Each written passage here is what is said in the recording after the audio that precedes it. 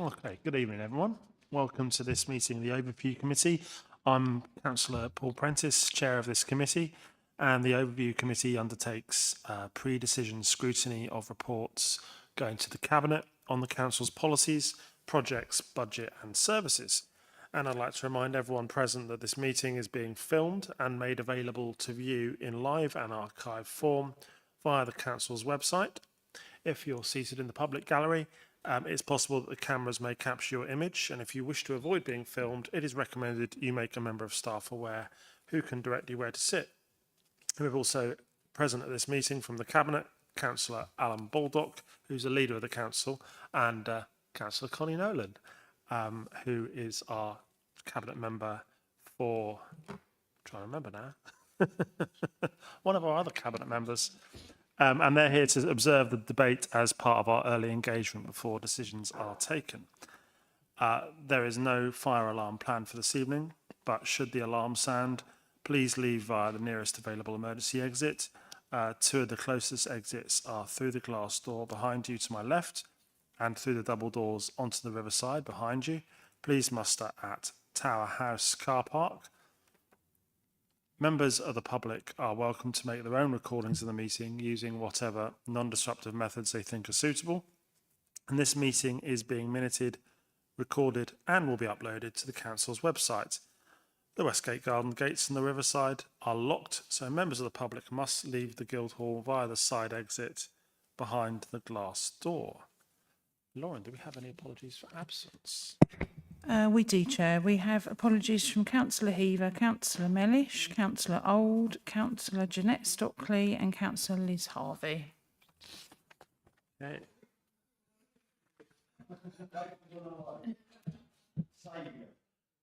And I think we've got a couple of substitutes as well tonight. We've got Councillors Campbell and Councillor Bland, and we'll soon have Councillor Carnack as well. Great. And we're core anyway, so we can begin. Do we have any declarations of interest by members? Councillor Dan Smith.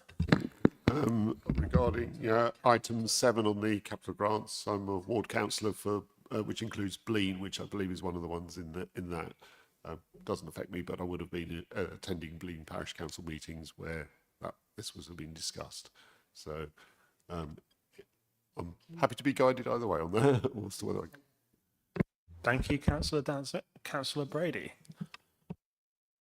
Can we just take that as read that we've got parishes, if we've got a rural councillor, we've got parishes in our council which will be coming up in that item. And if anyone wants to say anything that relates to a parish they're from, then that's fine too. Okay, so we have one public speaker registered for this meeting who will be heard before the relevant item. And we'll move to item 5, which is minutes of the meetings held on the 12th of February and the 5th of March 2026. Can I take it those are agreed? General assent? Lovely, thank you very much. Item 6 then, Canterbury City Council 10-year cultural strategy 2026 to 2036 adoption. That's on pages 20 to 141 of your packs, and we're considering the report of Bill Hicks, Director of Place Services, and Michelle Mubarak, Head of Culture, Leisure and External Development. And there's one public speaker, Guy Mayhew, if you'd like to come forward, and you've got 3 minutes.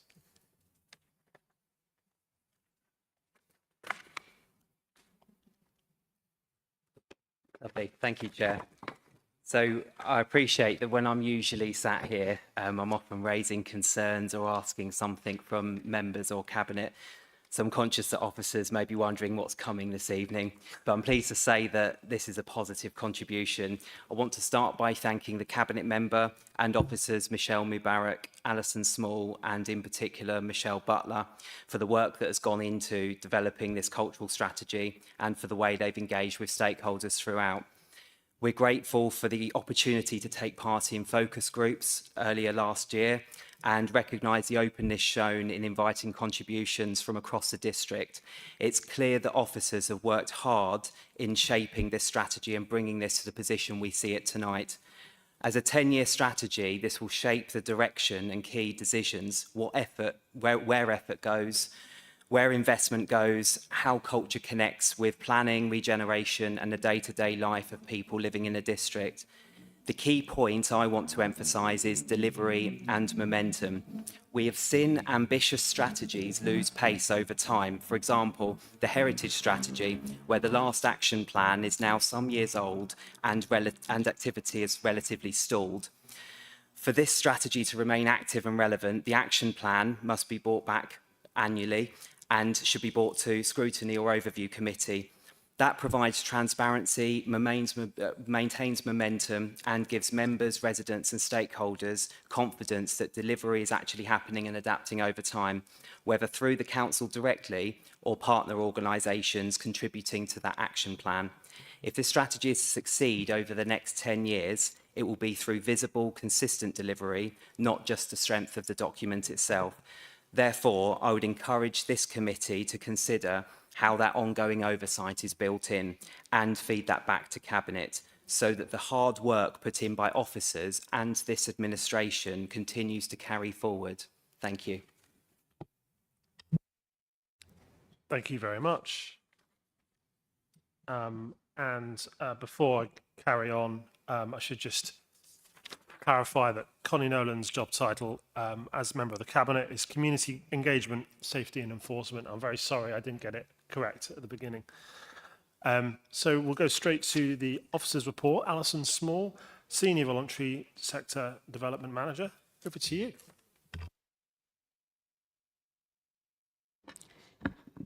Thank you, Chair.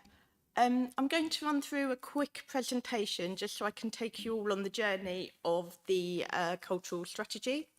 So, as mentioned, we've come to overview to recommend to Cabinet that the Canterbury 10-year cultural strategy to be adopted. This strategy recognises the interdependencies of place shaping and therefore extends beyond the cultural sector. It outlines how cultural supports economic growth, regeneration, improves health and well-being, and contributes to a thriving district. The strategy is not solely a council strategy. It is a partnership strategy that will be delivered collaboratively with partners across our district. The cultural strategy sets out a forward-thinking, looking vision for arts culture across the whole district, building on the council's corporate plan, Returning Pride to Our District 24-28, which aims to create a greener, fairer, stronger district and links to the UN Sustainable Development Goals as well. So, as our speaker mentioned, we have carried out a full consultation. We started in October 2024. And officers done a lot of desktop-based research, looking at other councils, not only in Kent, but also across the country, like York, and to look and see and work with other councils around building on our strategy. We also undertook a cultural facilities infrastructure audit to look at what is currently in the district around culture. Once we had all that in place, we started off in April 25 with some early engagement with our partners. We delivered 4 workshops, which were place-based sessions in Canterbury, Whitstable and Herne Bay, and we had an online session as well.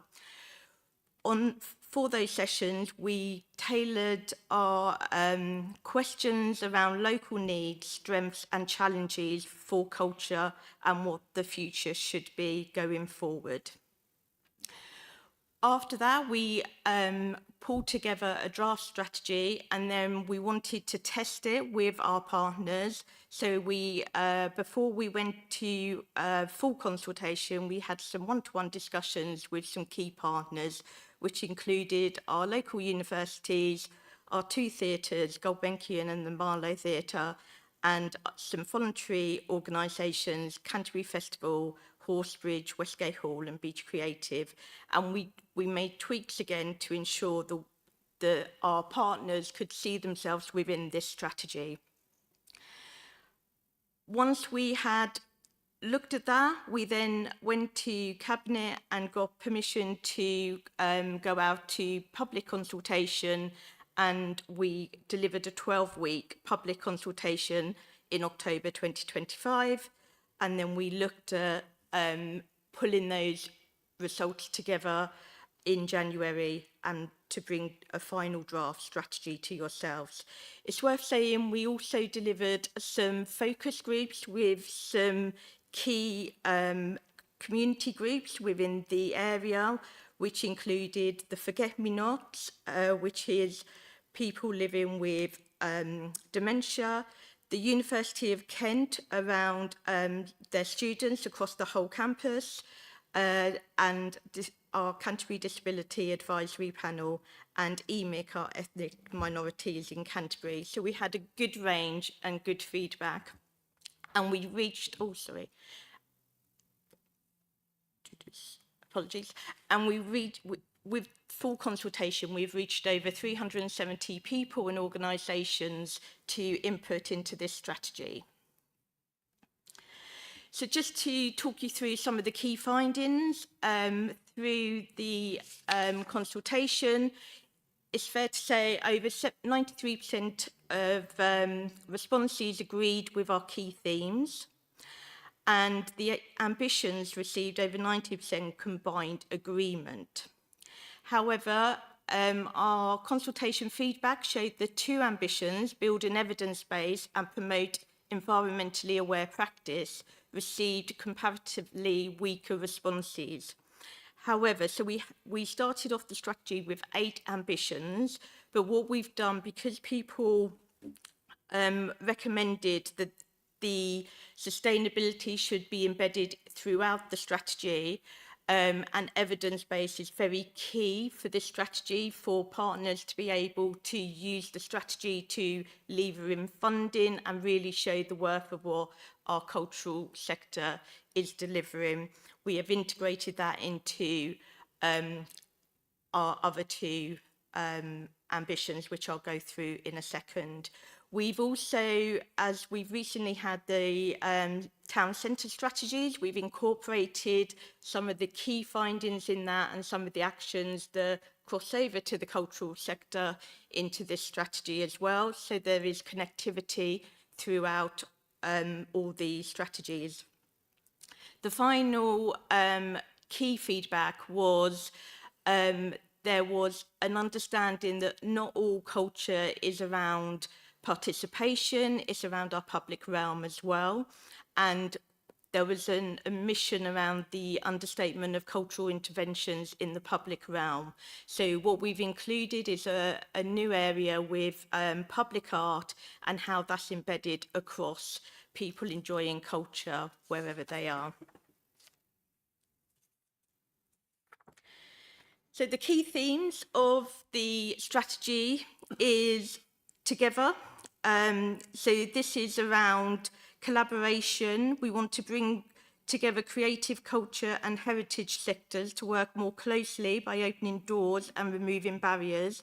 We can create clear pathways for participation and growth, and this is essential for building a stronger cultural ecosystem. Our second theme is belong. This is around culture should make everyone feel included. Through this theme, we aim to foster belonging by creating experiences that reflect our diverse communities. It's about celebrating our heritage and showcasing the unique landscape that defines our district.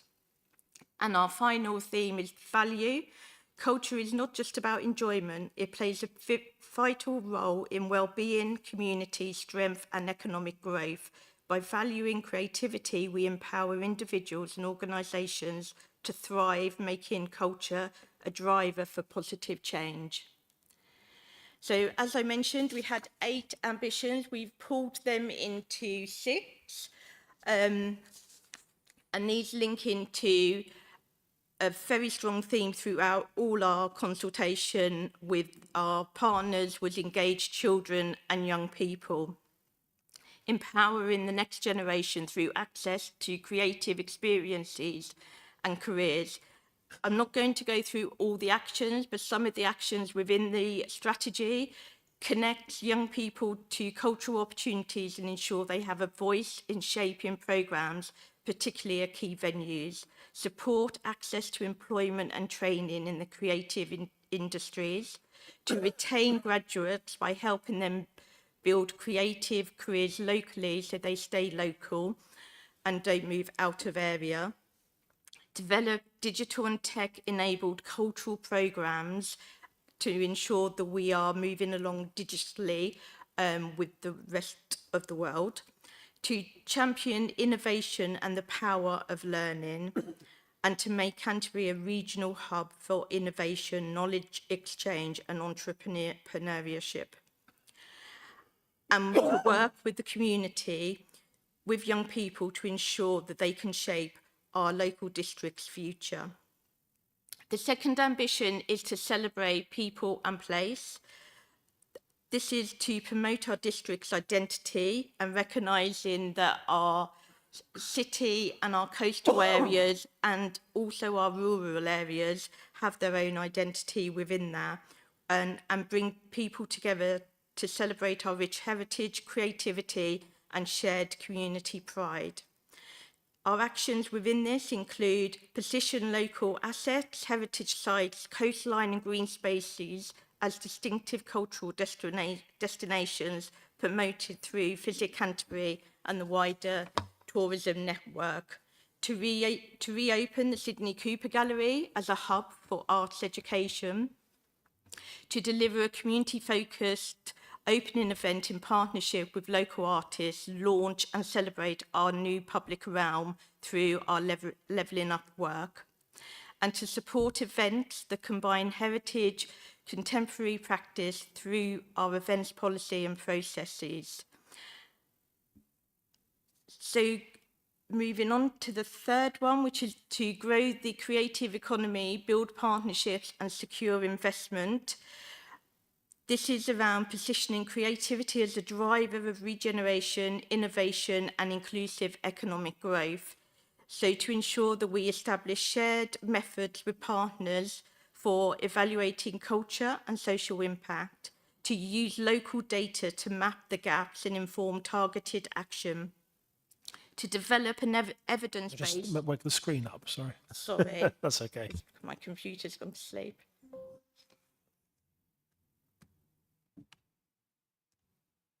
There you go. To develop an evidence base to support infrastructure funding through developer contributions, for example, Section 106 and SIL around culture, and to invest in culture that delivers measurable and investable economic and social impact. To champion the regeneration of Herne Bay through the cultural-led regeneration, and to embed our town centre strategies.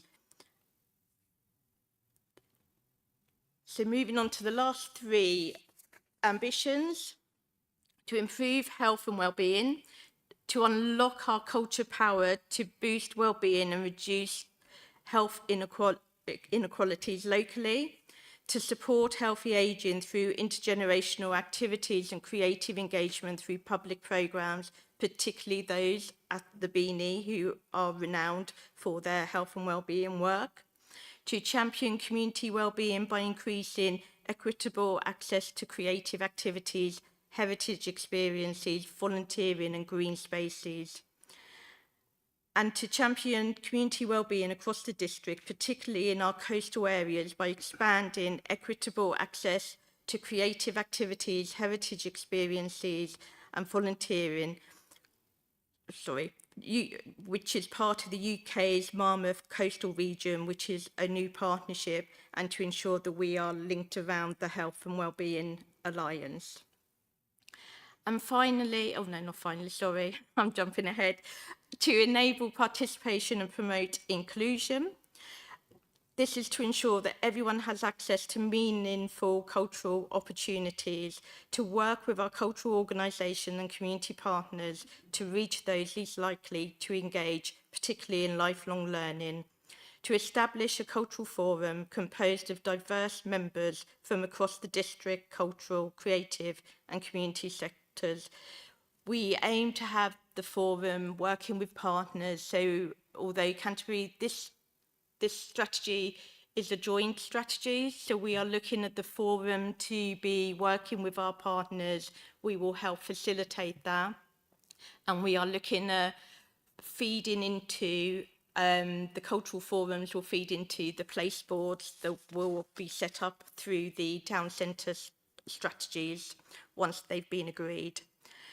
And then finally, for us to lead by example as a cultural council, to champion culture through leadership, stewardship and collaboration, to preserve and promote cultural assets, strategic planning and museum development, to support the expansion and development of the Marlow Theatre and embed cultural provision in the local plan and advocate for investment.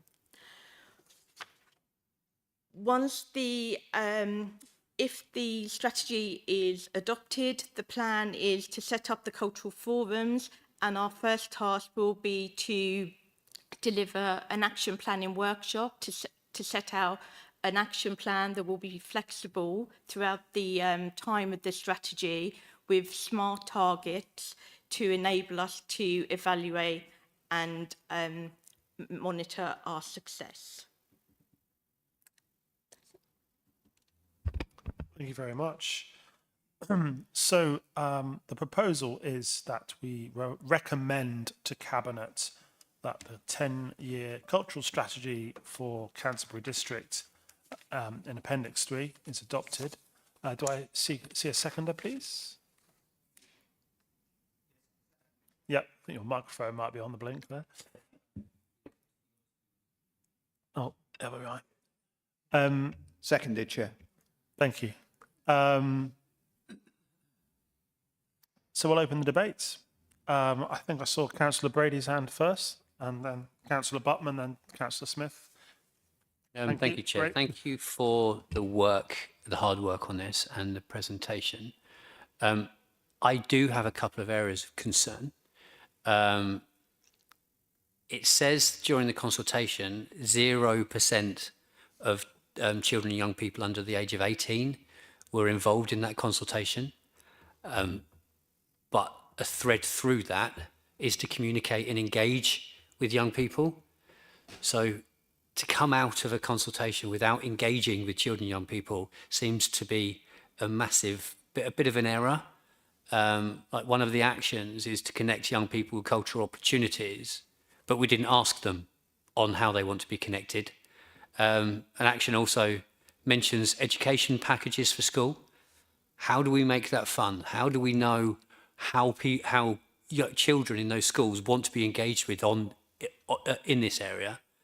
And it also says that there's clear deficiencies with provision of children and young people in rural areas, and I'm sure one of my rural colleagues will pick that up when he comes in. But if we're saying that we want to give opportunities to young people, we want to hear young people's voices on this, and we want to include them in this cultural journey, but we didn't include them at the very beginning during the consultation, then that's a massive gap. I've got a second point. Shall I come back to that afterwards?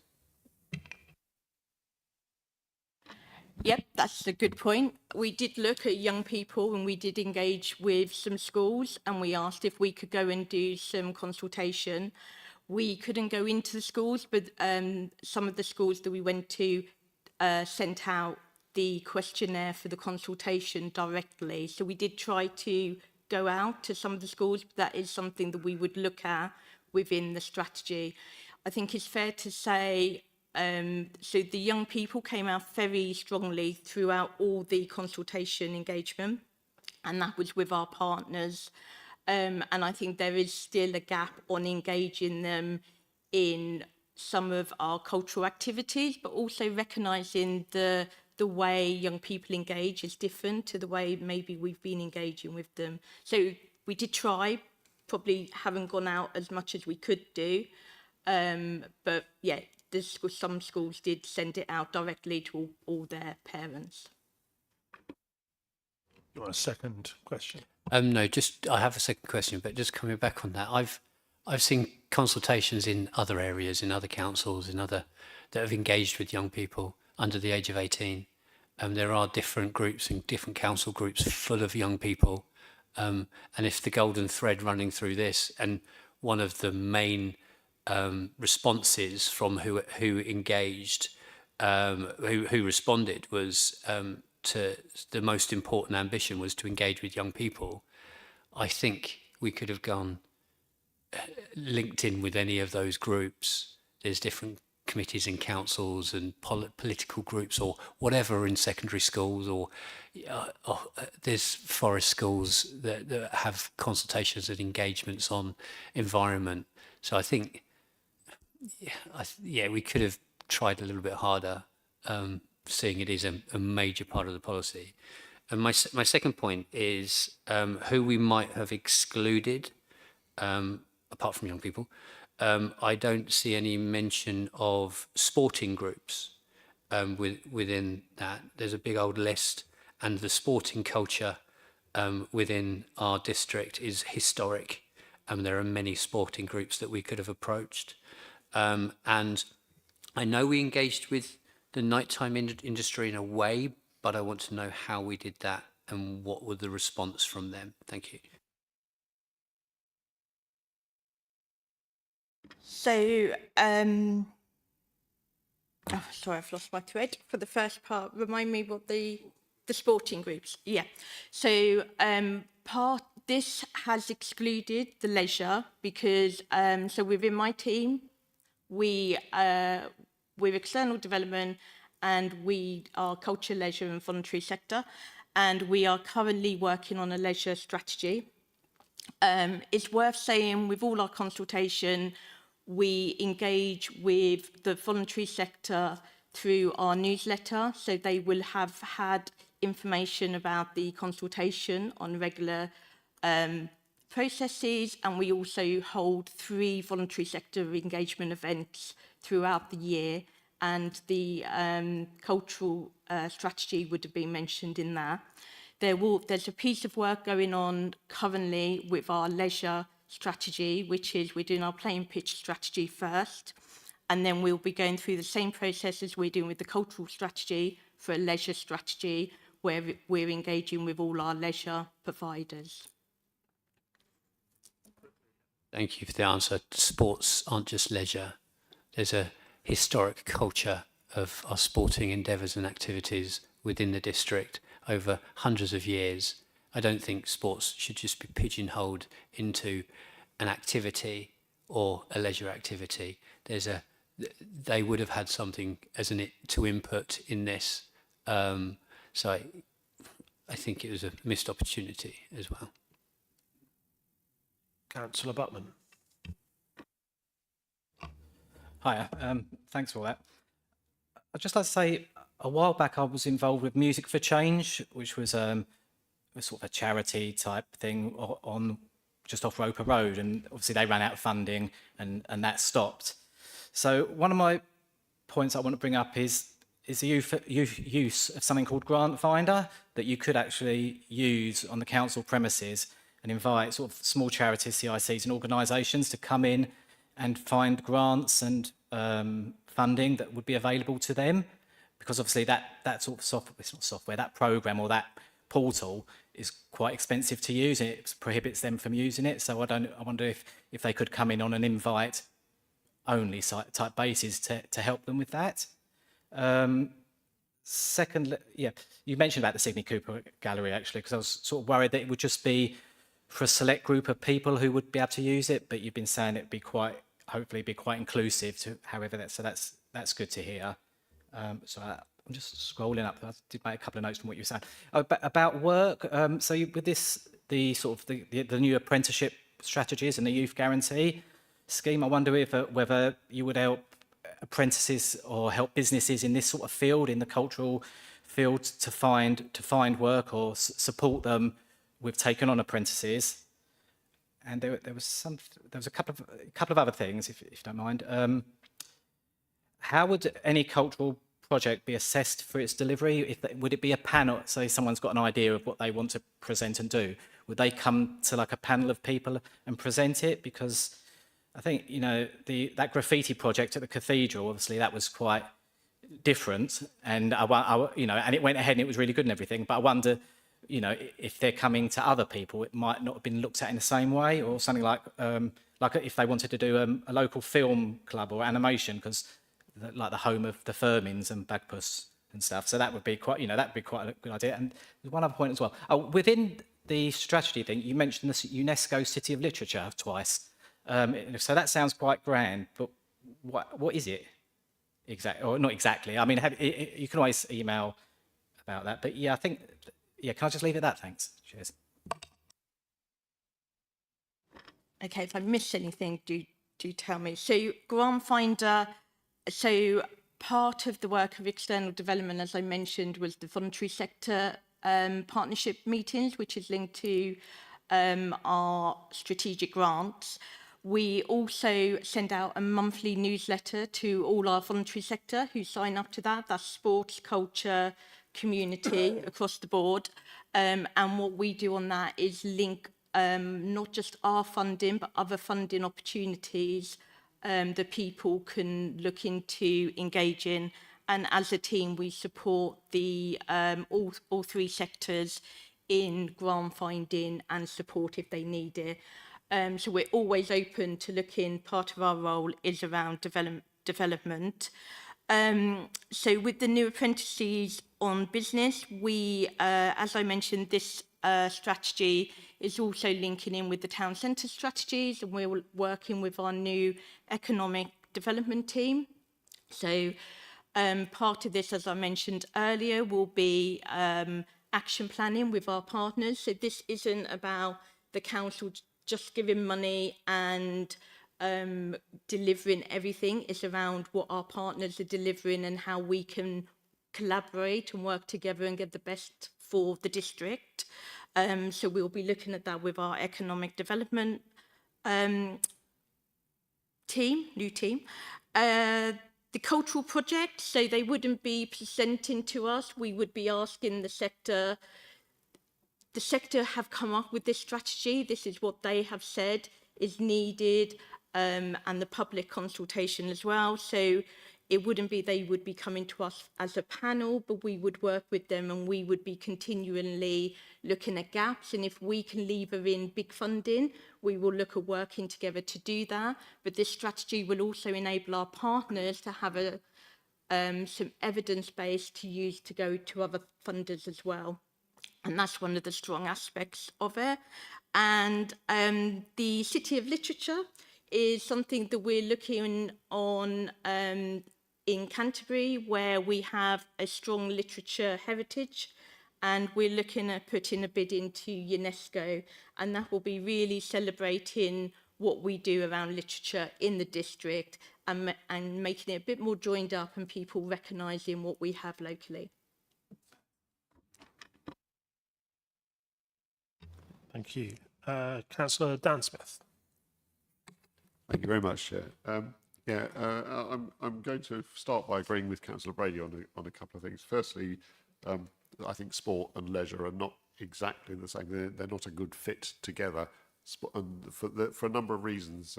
Being a rural councillor like Councillor Brady, some of the activity with the rural areas involves sport.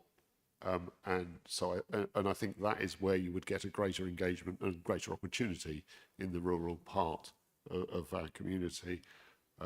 Also, they tend to have playing fields and facilities and play parks and things. So it would be something that I think would be sensible to engage in that sense, and involve the parishes with it. On the other points, there's a couple of glaring sort of absences. The first one, I didn't see any reference to pride, and I think on, is it page 30, where you're giving your breakdowns of sexual orientation and so on is low and neutral involved in this. It would be an opportunity, I feel, to actually put something in that box and get some progress on that front across the whole district, and not just in Canterbury. Similarly, there's, and probably a good week to say this, there's not much on pilgrimage routes, which I think are also a cultural aspect of the Canterbury area and very relevant. So I would suggest that that's another area that's somewhat missing, and perhaps could be worked on. And I also think that there's opportunities, if you like, to look at some of these things in terms of dual purposing. So environment and sport, for example, would include things like kayaking down the river. So you're engaging, look at the beavers as you're going along type thing. So yeah, so there are opportunities on that. And obviously one of my, I represent the Blean, so the woodland walk through the Blean, the cycle path through it and so on is very relevant on that front. So I do think that you need to actually include, like Councillor Brady said, the sport activity, but for a number of reasons, particularly the engagement with the rural community would be very helpful, but also to enhance the environment side of things. So hopefully that gives food for thought, and any comment on any of those would be gratefully received. Thank you. Okay, thank you. I'll mention pride first. I thought pride was in there, but I will double check. We do support pride within, two of our pride organisers were part of the consultation. We also, part of this strategy includes events as well, and that also sits within our team. So we support Canterbury Herne Bay, and there's a new Whitstable Pride this year as well. So that would automatically, we haven't name checked every organisation and every part because it is quite difficult. We've tried to be quite explicit in the identity of our three areas within Canterbury, coastal and rural. So we've tried to include that. The pilgrimage routes we haven't put in there. I think that will sit within our heritage, but I'll double check that. And I think what is, maybe I didn't explain originally, this strategy sits alongside our other strategies like our heritage strategy, our town centre strategy around there. Again, sports and leisure, as I mentioned, we are looking at, we're calling it sports and leisure, and I do take your point. Some people see it as very specific to sports and some to leisure. We're also aware from the work we do, the needs of some of the organisations we work with, but also the people who participate in either culture or sport have different needs and different desires. So the sport will definitely be picked up, and I would imagine we'll be here again in a year's with a leisure sport strategy. We haven't got the name of it yet. We're currently, as I mentioned in the first part, around the playing pitch strategy, but all those parts around sport will be picked up through that strategy.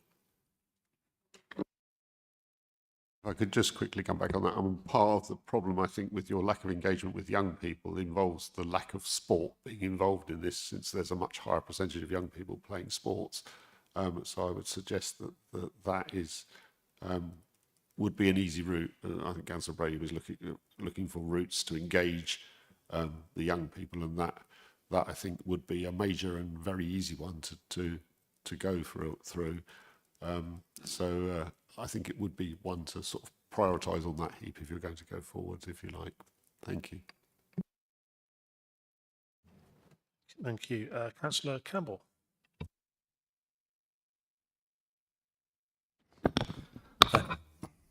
Thank you. I'd like to thank the officers for producing this. Thank you, Alison, for the presentation. Very helpful. And thanks also to the cabinet member for leading this. And thank you also for confirming that the next step will be the action planning workshops, because as mentioned by the member of the public, I think it's important that we have an ongoing plan to deliver the strategy after this council doesn't exist. And if we don't have that, you know, it may not be a priority for whoever the next people looking after this particular aspect of our culture is. One thing that came across in the consultation report was the responses from the rural sector. There was a perceived imbalance between the city and the other areas, and I'm assuming my colleagues on my left will talk about Herne Bay soon, but just 9.7% of the people who responded in the rural areas thought the cultural activities were good, but I didn't see anything specific in the strategy that addressed that imbalance.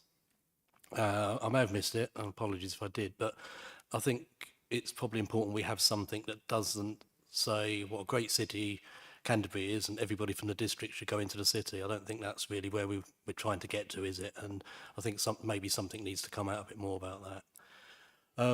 My only other point was I commend the level of engagement and the various focus groups, but I am surprised that after a 12-week consultation period, we only had 128 responses. Doesn't seem very many to me. I'm not very experienced on these things, whether that might be high, it might be not, but it doesn't feel very many. And maybe that's a more general point, not necessarily for this specific topic, but, you know, do we do enough to get people to respond? Councillor Brady's already mentioned a significant chunk of people that were effectively excluded, and I'm just wondering if we really have done enough homework on that to make sure that we extend our reach across all sectors and all types of people.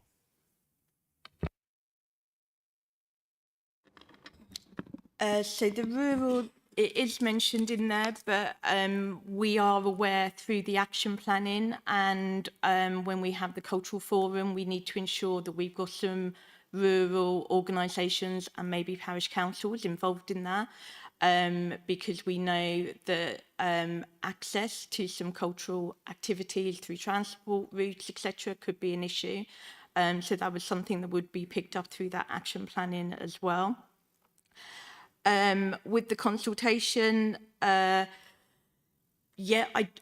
what I'm told, working with our consultation colleagues, it was a good consultation result, but we did try to go out. That's why we did go out and do some of the focus groups that we did. We did do a lot of pushing around our cultural groups.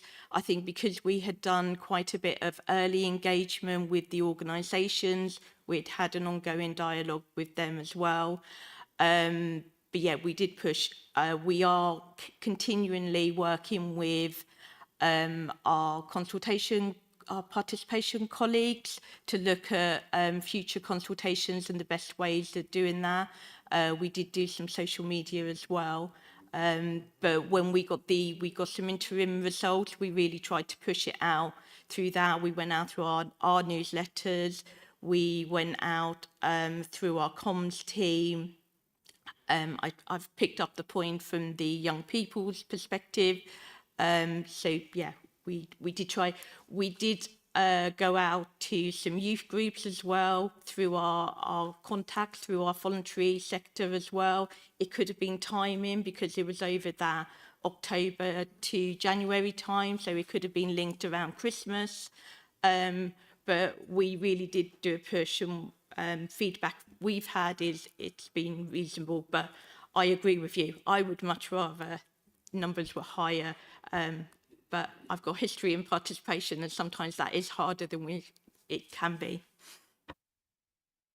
Thank you. Thank you. Councillor Bland. Yes, thank you. And I'm going to pick up on some themes started by my colleague, Councillor Brady, but picked up by Councillor Dan Smith and Councillor Clark.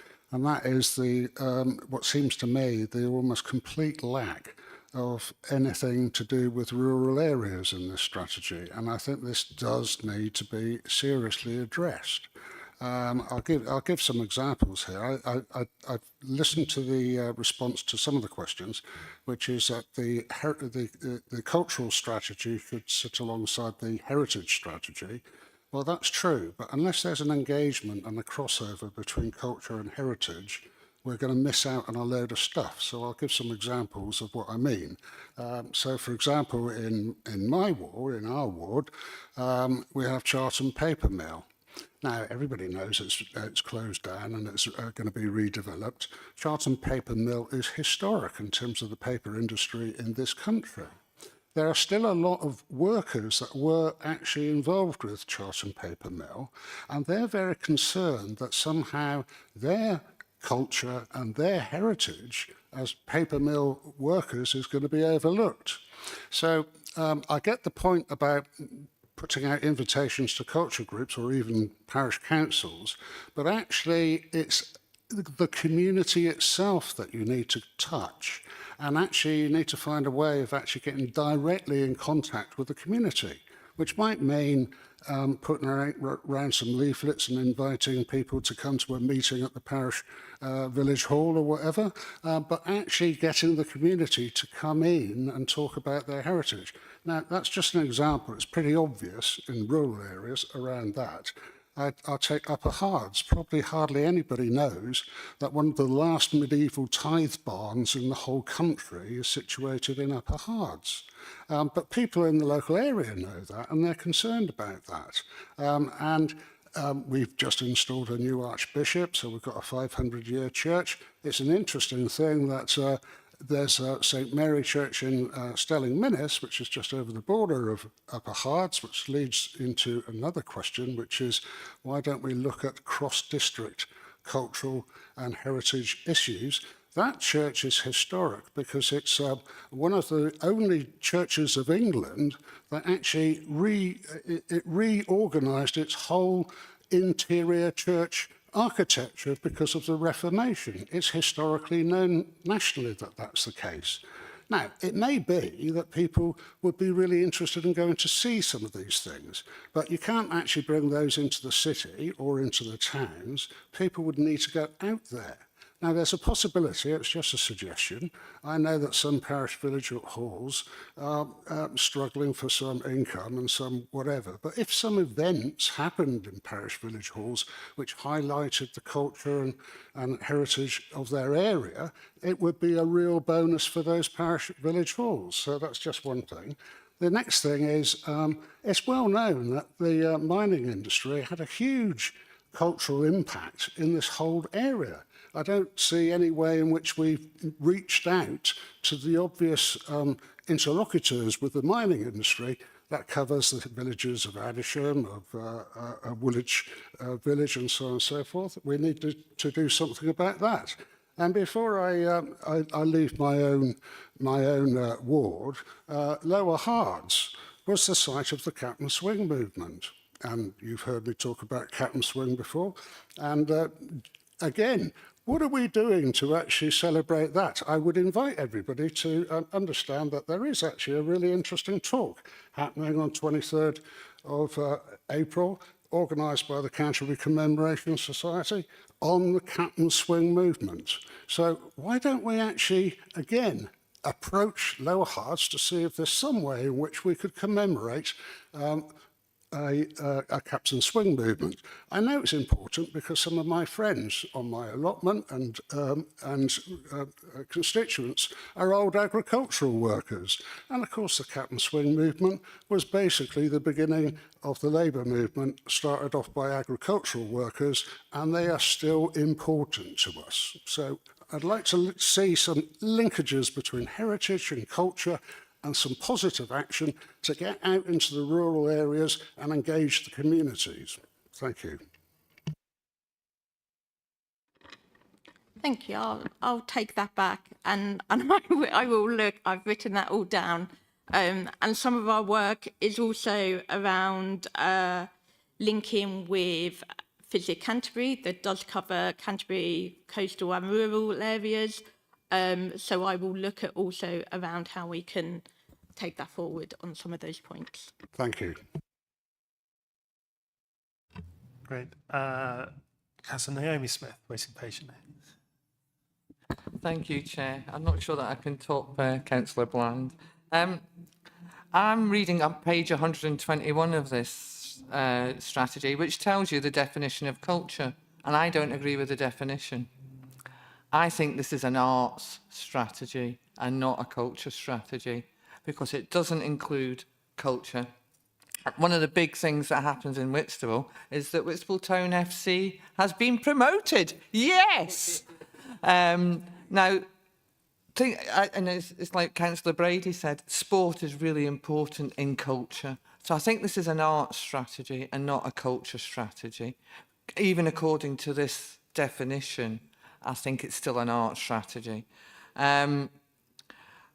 I picked up on the stuff about the pilgrimage, which I think is really important. Our open spaces and how they link, the link that we have to the Downs, the pilgrimage routes that we have coming in and out of Canterbury itself.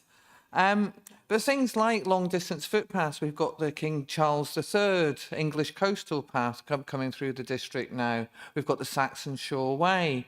We've got the Stour Valley Walk. We've got the, I've actually done all of these as well. So I could sort of start to reel them off a bit.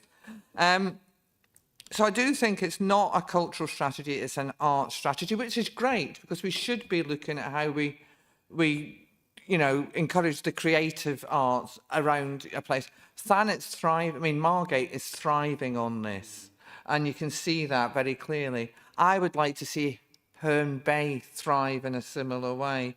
And it's very, in the consultations, you can see that Herne Bay does feel left behind because often it is left behind. And it would be good to sort of see real, I know there's been a focus at getting sort of an arts, TV media stuff at King's Hall and all that and pushing those sorts of things.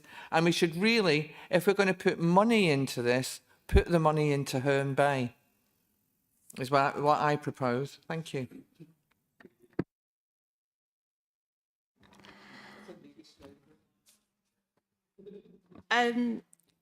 So, interesting cultural art strategy is a question that comes up a lot. It's a question that we put out there a lot. We had a recovery strategy before this, and I think that we did call that an art strategy. In this strategy, we've used the definition at the front of the strategy, the links to the Arts Council. So I take your point. There are different views on that, and I think that's where the leisure and the culture also come into that. So I do take that on board. Herne Bay is mentioned in the strategy quite a bit, the King's Hall and Herne Bay as a hub, as well as some other points in there. So hopefully when you see the action plan after, that will come out a lot more as well.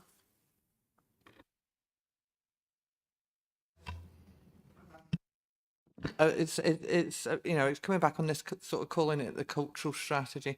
I think actually it's more of an arts and heritage, actually is what I should have said. Okay. So, Thank you. Councillor Carnac. Thank you, Chair. Yeah, thank you very much, Ali. And I think it's good to see a cultural strategy. I've got a few things. Obviously, in my ward, I straddle rural and Herne Bay. So I'm going to speak on both, if that's okay. First of all, I'd say that actually Herne Bay has a thriving cultural life, and it's not devoid of culture in any way. I think there's lots missed out though, and does concern me that the council seems to stick to talking to the same narrow group of people the whole time. We always see the world is meant to revolve around the King's Hall. It doesn't.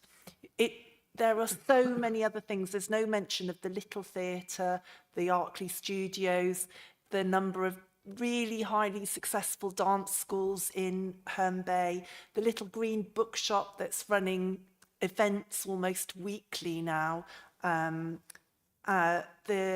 people like Shelley Burkett, the number of art galleries, the gallery pop-ups, the pier itself.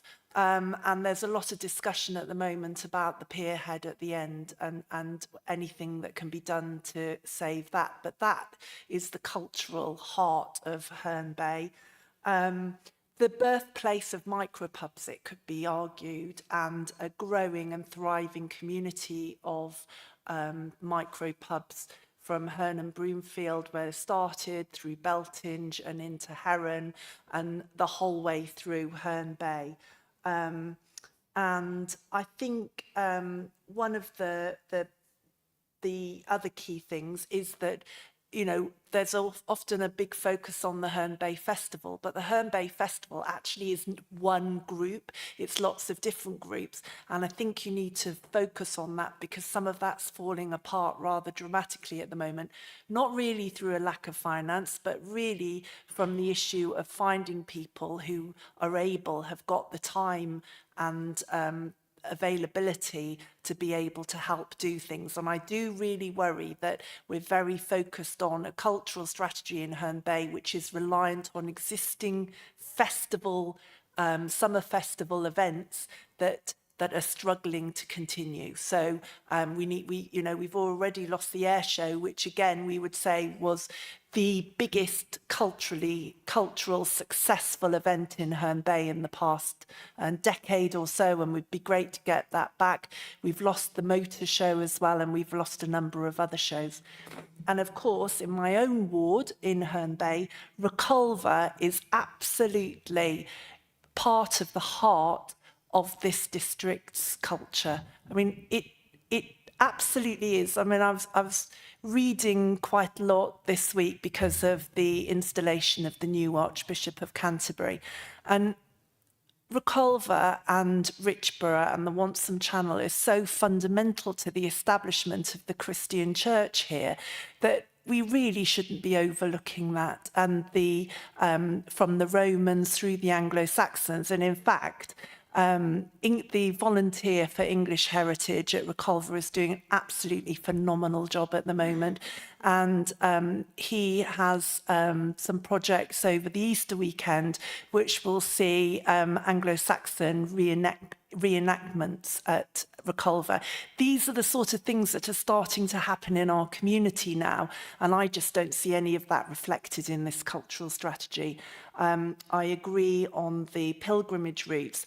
I think there's an opportunity here not to just focus, and I agree with Councillor Bland, on what's happening in Whitstable, Herne Bay, the rural areas in Canterbury. It needs to be a district-wide approach. I mean, one of the fascinating things for me has always been, how did the cathedral get built? Where did that stone come from? How did it get here? And that's the connection again through the Wonsum Channel, Fordwich, a major, Cinque Port. I don't see any of that in this cultural strategy, and I don't believe that's just heritage. This is all connected to our local culture. And I agree, mining. Mining is a big part of, or was a big part of the south of my ward in Upstreet, and also then in Hersden. We shouldn't be overlooking any of that. Hersden has the big statue of the miner, the wooden statue there of the miner, celebrating that or commemorating the miners there. I mean, there's so much you could say. There's, we've talked about sport, but there's bat and trap. These are cultural things here in this part of Kent that we should be celebrating, along with our huge cricket successes as well in this district. So I think there's a real opportunity here to do so much more. Does concern me when it says champion Herne Bay as a hub for regeneration through culture. I'm not sure entirely what that means or who that would be working with. And as I've said before, I think you need to broaden your remit really beyond the sort of the 5 that are always seem to be included in these consultations. And I had one of the things I just wanted to mention actually in linking up the district was, I don't know if you recall, Ali, it's several years ago now, but when we first looked at the Levelling Up Fund bid, one of the things that was considered was a pass. So like a carnet of tickets, discount tickets, so you got your train ticket and you came and stayed in Canterbury, and with that you would then get entrance. So if you were interested, say, in Rome and Canterbury, it would include tickets, discounts for the family to go to the Roman Museum, but then it would encourage people to get on the bus or get on the train and go out and visit some of the other parts of the district where we've got a lot of Roman heritage and culture, and that linked in with the cathedral as well. So I think that's also something we need to look at, is the visitor. For visitors, how do we expand our offering as well culturally across the district? But I welcome this, but I just think there's, you know, in the 5 minutes I've written down so much, and I know everybody else has, I just think there's so much more that we need to be focusing on, because we should be really proud of our culture in this district. It is quite incredible, and we're really lucky, and we really should be, you know, making a lot more of it. Thank you. Thank you, Councillor Carnac. Do you want to come back on any of those points? Just to say, from the Herne Bay, I agree. It's not just a few of the Herne Bay, and I think Herne Bay's grown their cultural activity across the board. We've seen that ourselves, and we're trying to engage as much as we possibly can. And what I would recommend to any councillor, please encourage anyone to contact my team to make those contacts, because we're a small team, but we try to emphasise on those contacts where we can. There's only 2.5 of us, but we're trying our best to do that. The bit you said about Herne Bay Festival, I'd be keen to pick that up out of this meeting with you. The other thing we're trying to do, and this isn't just in those in coastal and Canterbury areas, is around advertising and making sure the word of what is out there is being publicised as much as possible. So we're trying to do some work with Visit Canterbury, and we've got a voluntary sector event on the 22nd of April, and we've actually got Visit Canterbury coming in to talk to some of our organisations. So again, I would open that up if people want to recommend people to attend that, pass them my email. I think as well, we were trying not to, on some of the heritage, with the heritage strategy already in place, we were trying not to cross over, and we were keeping it very much with, as I mentioned earlier, the Arts Council's definition through that, but I take all those points on board. Thank you. Lots of valuable points there. Still got a couple of speakers. Councillor Brady. And thank you, Chair, for allowing me to come back. Can I just have one simple request? If we go to page 132 of the pack, so it's page 17 of the strategy, so it's ambition and actions for cultural sector and partners. So we've got a list of ambitions. Within the 6 ambitions, the word rural, 6 ambitions, the word rural is not mentioned a single time. Whitstable, Herne Bay, Canterbury District. Now, that's a simple fix, not just for lip service, not just let's put rural in because we need it in there or councillors asked us.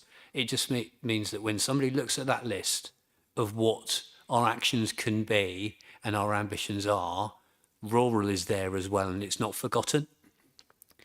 And from that, many things can come from that, loads of those ideas, and it's not just at the back of our head of, oh, rural was mentioned, it's in there. Please. Thank you. Okay, you've got Councillor Buttman. Thanks. No, just a point for Councillor Band, actually.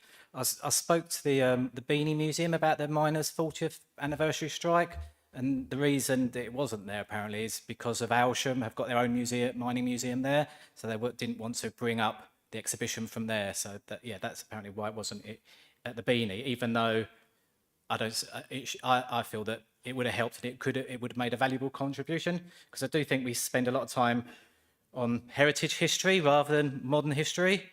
And, you know, everyone studies Romans and things like that. And, you know, what about, you know, even the 60s and 70s is old now. It shouldn't be old. It should still be modern, but it's, you know, it's historical interest. There was one point I do want to make about, so there was the Town of Culture applications that went in this year. Obviously, I know there was other things to concentrate on and other stuff going on, but I don't know if that happens every year.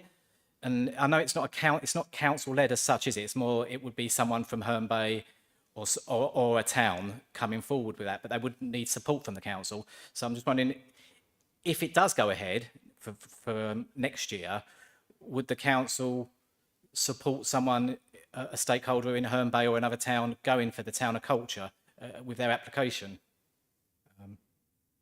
Because I think, yeah, and then the other point is I do think we do big events well, but I don't think we do enough smaller events, which, like, if it's just in a field or like, I don't know, some pottery in a pop-up shop or something like that, just supporting small events rather than the big stuff. Thanks. So I'm not sure how often the Town of Culture comes through, but if somebody was interested, we'd be talking to them about that and looking at what those opportunities would be. Okay, thank you.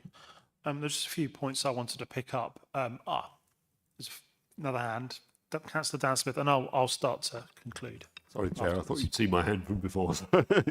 I'm going to just run through a list of things which I think may be worth noting as things to go through.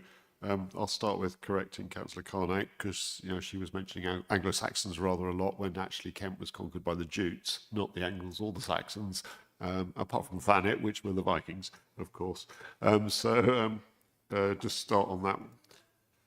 But in terms of Herne Bay, for example, the smugglers, and Herne was quite important. The Smugglers Inn is obviously in Herne, is named after them.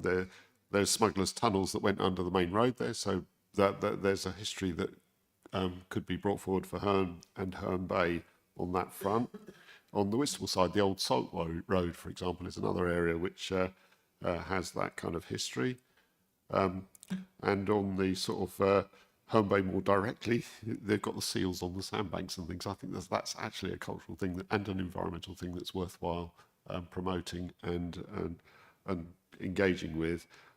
Also, I don't know if, how much awareness there is that the Prescott Westcar family from Strode Park originally were the engineers and designers of some of the very earliest cars. So going back to the 19th century, so it may be worthwhile to look into that. I'm not completely familiar with the history of it, but I grew up in Herne and knew of it, so it may be worth looking into it.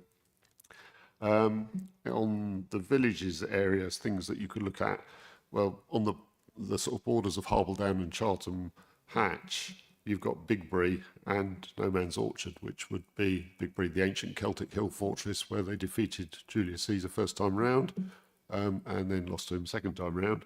So also worth a visit, that place. It's obviously a remnant now, but it's still culturally significant.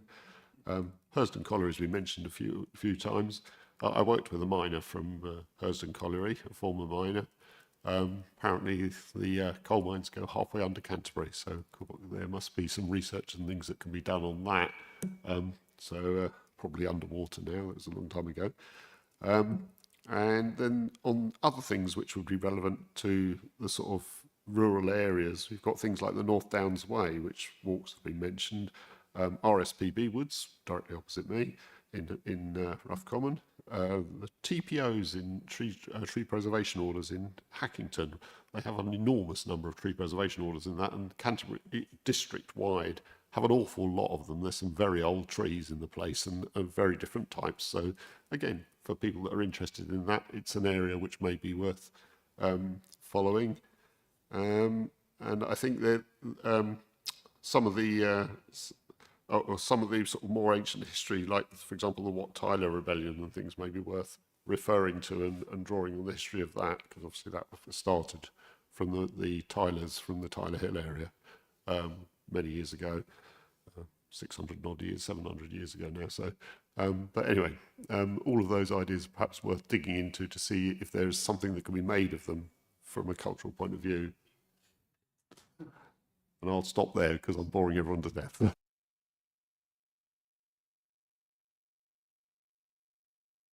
Lots of ideas. Lots of. Did you want to? There were just comments more generally. Naomi Smith. I just want to thank particularly the rural councillors for the history lessons today, but this is a cultural strategy about arts and creativity, and we seem to have gone down a very sort of rabbit hole of history of which, whilst may be very interesting to a lot of people, it doesn't create jobs. It's, you know, well, it doesn't, you know, but maybe we'll need to be looking a bit more to the future of what a cultural strategy could be, please. Thank you. Thank you. Yeah, a really broad debate there, and lots of really good points raised. And I think we heard lots of good representations, particularly about rural areas and a district-wide approach. I think the points about young people have definitely been heard, but I think the way we consult with younger audiences is something that we need to consider sort of more generally around the council. And I don't think it's particularly, tied to this particular strategy, this draft strategy. There was a couple of points in the paper that jumped out at me. And I'm not going to go into loads of detail, but the focus group with ethnic minorities in Canterbury, and there are a couple of quotes that jumped out around Canterbury's stories feel locked in the past, and we don't feel represented in the Marlowe's programme at the Beanie or the Beanies. And I think but that does jump out a bit at the way we are representing ethnic minorities and the way we are reflecting their wants and needs and a desire to sort of be reflected in our cultural strategy. So that struck me a bit. There's a few mentions of the LGBT community, but I think they're very much centered around Pride, and we tend to treat Pride as, well, it's 1 month, isn't it, in June, but actually we need to look at equality and particularly the sort of diverse history of the people who make up our district all throughout the year. And there's other hooks, if you like, that we can hook things on, such as LGBT History Month, but also other awareness months like Black History Month, and no doubt others. So I think we can be a little bit creative, because a bit like Councillor Naomi Smith was saying, we do need to look at, where we link in with things like, economic strategy and footfall that in turn creates jobs and keeps our city centre, town centres, rural areas thriving. Councillor Bland mentioned about how we bring people out to the rural areas. And of course, it helps if they can get there in the first place, because ultimately you can't just be looking at people attracting events that only require people with their own cars. So that's something that needs to be considered. And I think there are also opportunities in those areas of the district where we've got maybe more vacant buildings, maybe more vacant shops, where they are cheaper. And historically, the creatives go for the places which are cheaper, where the property prices are very much sort of, they look at the lower property prices, and the cultural sector thrives as a result of that sort of environment. So I think it's a great strategy. There's lots of really good stuff on there. Hopefully we've helped to make it a bit better, and our comments will be fed back to the cabinet. So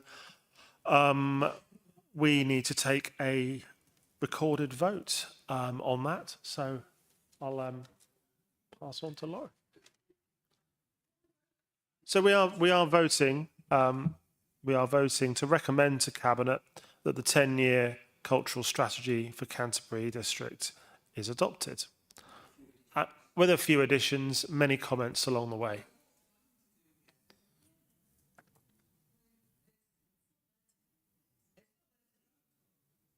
Well, that's what we're being asked to do. So the strategy is as it's been presented to you today, and that's what we're asking for Cabinet to adopt, so we can then go out to our partners and start action planning, and then there'll be an annual action plan around it. Do we get to agree, see what the action plan looks like, and do we get any input into that? Do we have to agree it, etc.? Sorry. Councillor Baldock has just hinted that that's something that we will get the opportunity to do. So, Councillor Brady. The action plans will be shared. Councillor Brady. So my request to include the word rural within that strategy under the actions and ambitions, can that still happen if we agree for it to go to Cabinet? Or can we make a recommendation that those words are placed in there, as well as us agreeing it to go? So we agree for it to go to Cabinet with those with the inclusion of words within the ambition and action plan. Yeah, the report that goes to Cabinet will have the comments that have been raised today, and if you want something specifically in there, then we can add the rural in there as mentioned.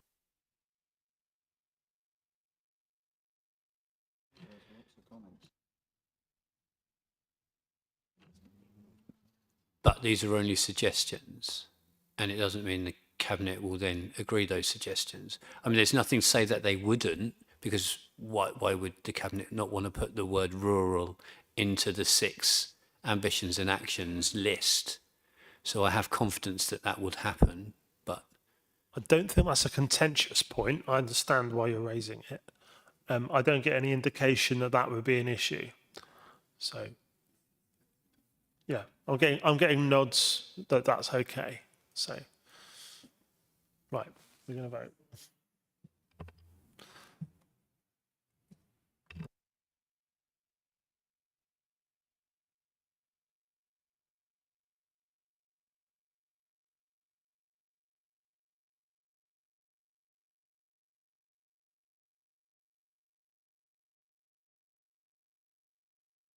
That's carried, Chair, with 8 votes and 2 abstained.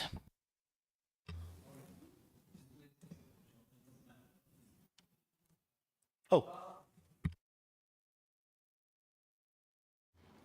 Let's check what we need to... I think what we're going to do is run the vote again, so everyone's got the opportunity to vote. Is your card is working okay, isn't it? You got a light, haven't you?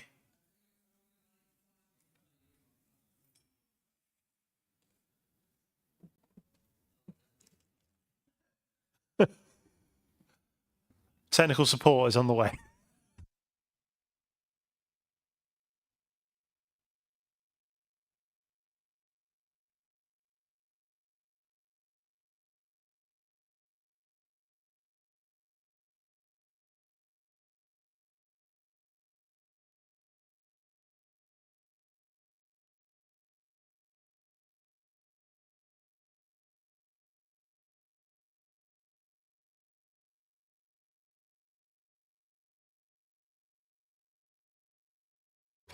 If you've got another chance, if you've not already voted again, please vote again.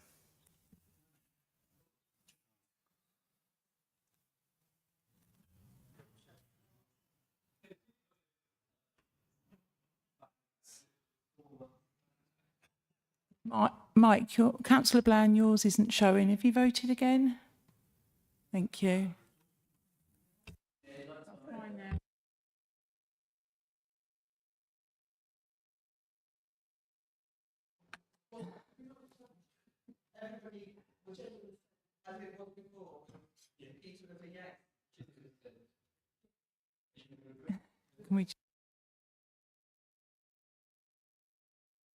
Councillor Campbell, you were a yes for that, weren't you?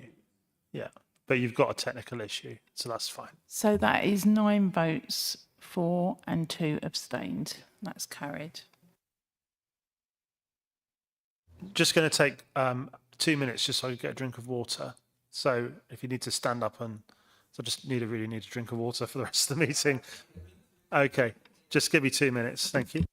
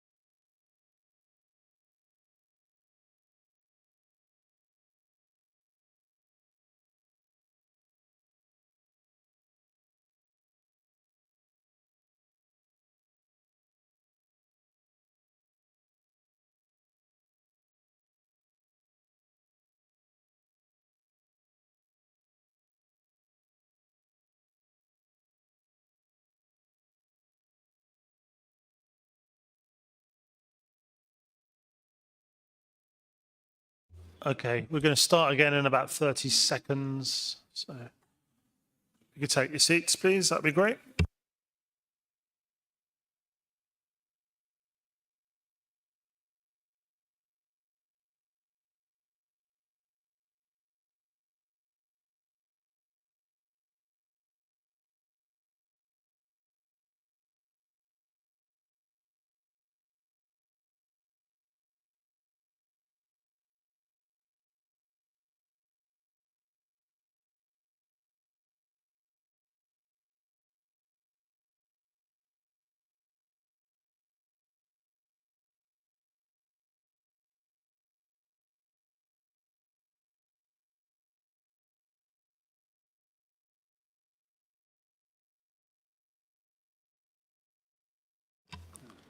Okay, we'll make a start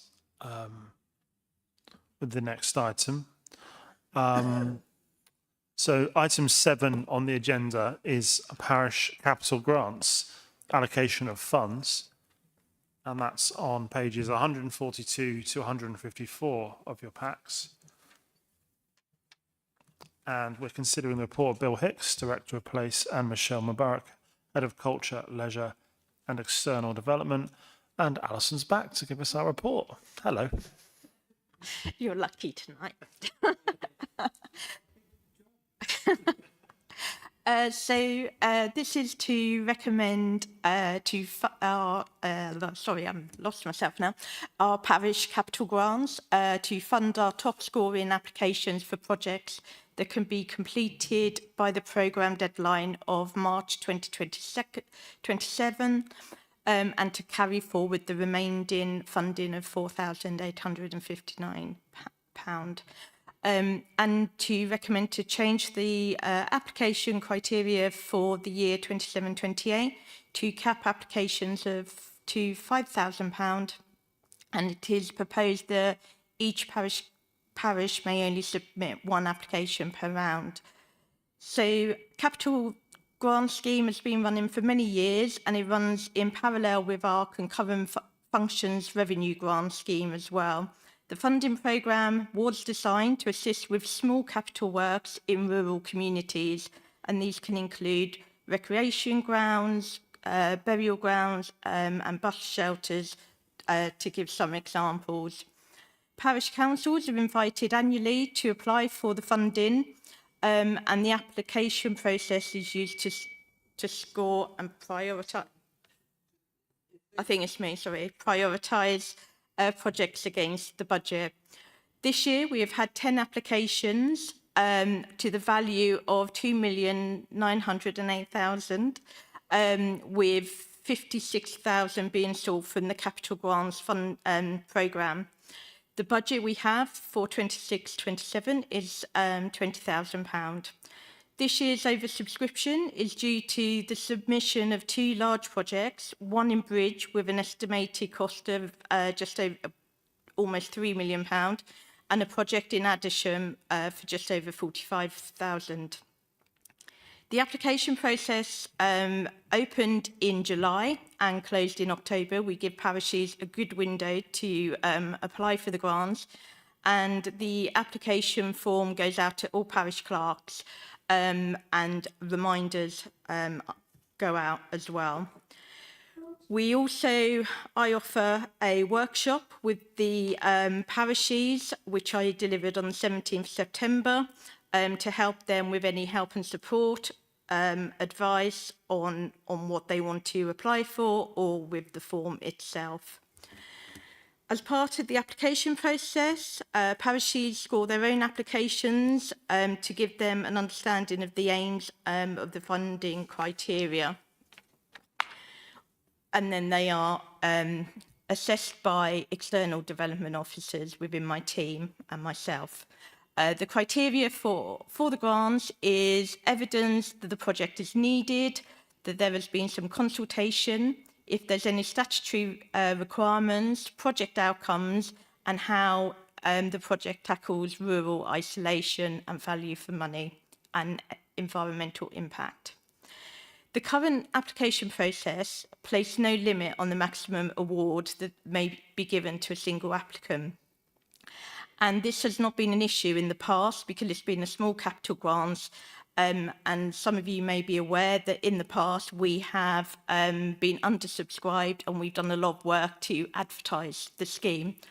And this year that's kind of shown because we're very well oversubscribed. So most of the applications, because we are oversubscribed, we went back to all the applicants to look at options and ask if they would be able to deliver their projects with a reduced rate, and if they would be able to deliver by March 2027. Most of the applicants said they could deliver their projects, especially the small ones. Unfortunately, Ickham and Well highlighted the need for a fixed minimum value to proceed. Addisham project requested more than the total budget available in their application, and would rely on funding being secured in 27-28 to complete the large project. The large project in Bridge is awaiting planning permission and is also unable to be completed by 2027, and therefore all 3 have been discounted for this year's recommendations. So the option 1 is to fund the other top scoring applicants, which are Bishopsbourne, Wickhamborough, Littlebourne, Westbere and Blean and Kingston, and to carry the remaining underspend of just over 5,000 into next year's grant pot, which will then be 25,000 plus. We also are recommending the overview, recommend there's a limit on the applications for 2027-28, that we cap applications up to 5,000, and it is also proposed that each parish may only submit 1 application per round. Thank you. So, mic's off. Option 1 is what we're recommending, and that is to fund top scoring applicants, as Alison said, for projects that can be completed by the programme deadline of March 2027, to carry forward the remaining funding of £4,859 to 2027-28 and change the application criteria for 2027-28 to cap applications at £5,000. And it's also proposed each parish may only submit one application per round. Do I see a seconder, please? Seconded, Chair. Thank you. So with that, I'll open the debate, and I saw Councillor Smith first, and Councillor Bland, and Councillor Campbell. I wanted to ask about what checks are made on. I saw that there was checks made about that. You know, it just has to be a viable project, etc. But what checks are made on how on parish councils how much money they have? And because you know they all have various accounts and pots for various things, and it's interesting that several of them could easily accommodate the changes that were put forward to them. So maybe they could just afford to do it themselves. And then there was, do you look at match funding projects? So, I mean, I'm not against the principles of this at all. I think the 5,000 limit's fine. I can see Westbia was successful in putting 2 applications in. Wickenbrow, I think, is spelt wrong in the... Is it? Am I right? I wanted to be another Smith pedant. It is incorrect, isn't it? Oh, is it? Okay, sorry. It is, okay, sorry. And so that was all I was going to ask, is about, you know, what checks are made on the reserves.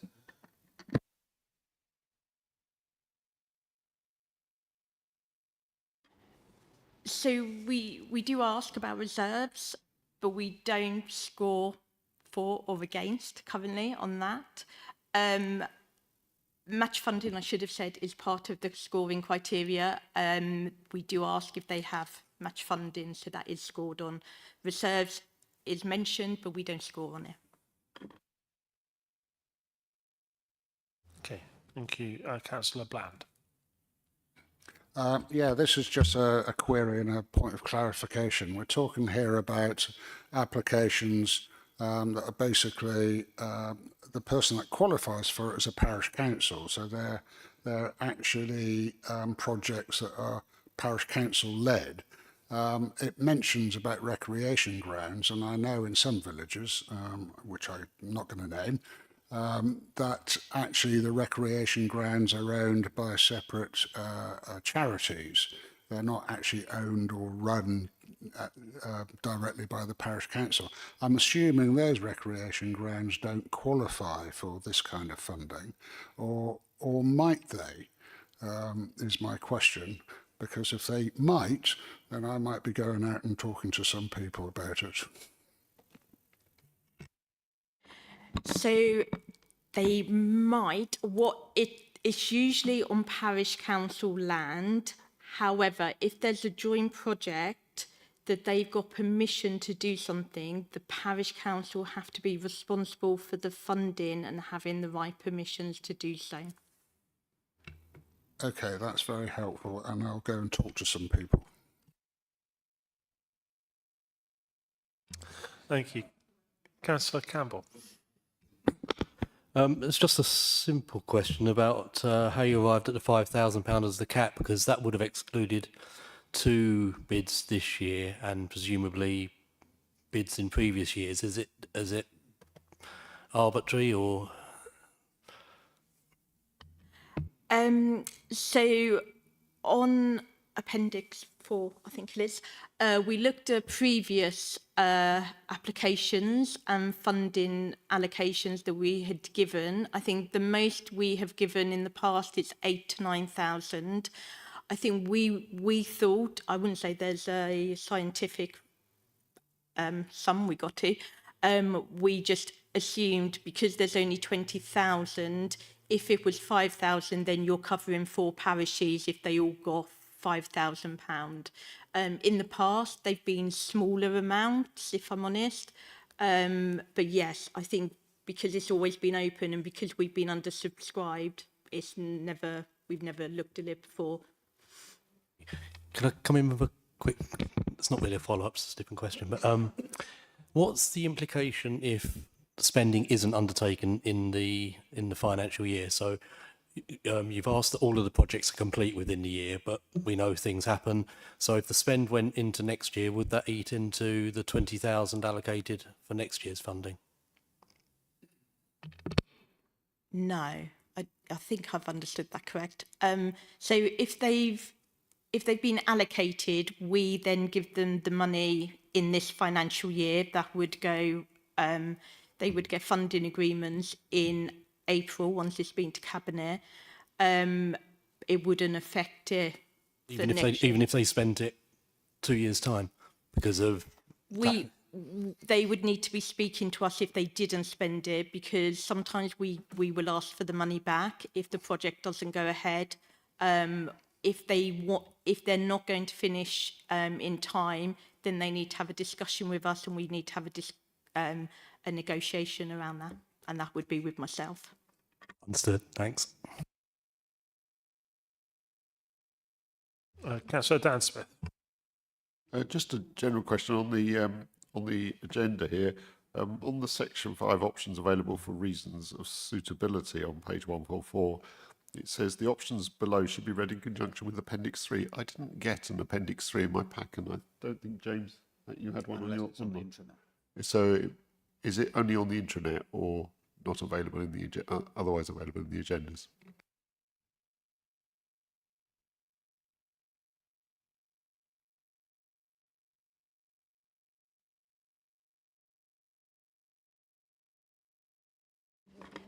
There should be two, after the impact assessment, there should be two appendix.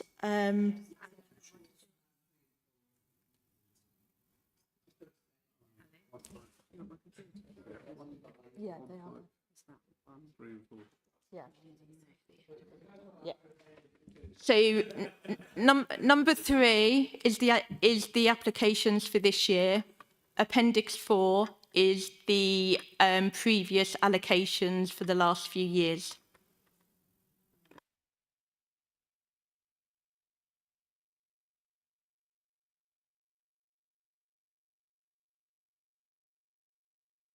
Yeah, sorry, I don't know why that's not mentioned on there.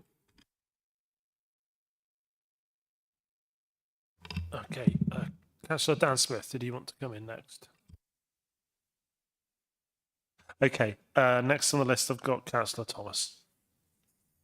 Thank you, Chair. I just wonder if these projects come through. I mean, they're not familiar to me. I don't have a parish council in my ward.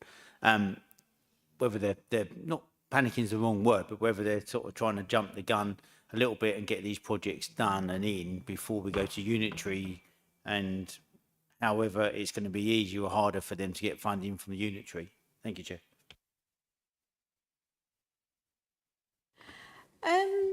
So this year we did send out a kind of pre-application, which we don't normally do. We normally just send the application. As I say, most of our grants we turn around in 6 weeks, but this one has 3 months. I'm not sure it's because of the unitary, but I think it's just we had 3 large projects, which is unusual, and they were extremely large. But I would say the other projects were in line of what we usually get each year. Yeah.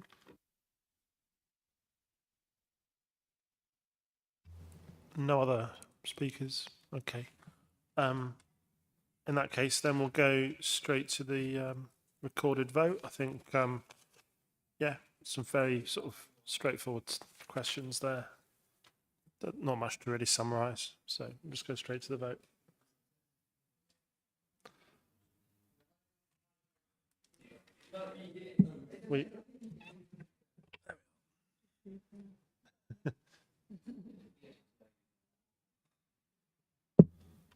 That's carried unanimously, Chair. That's great.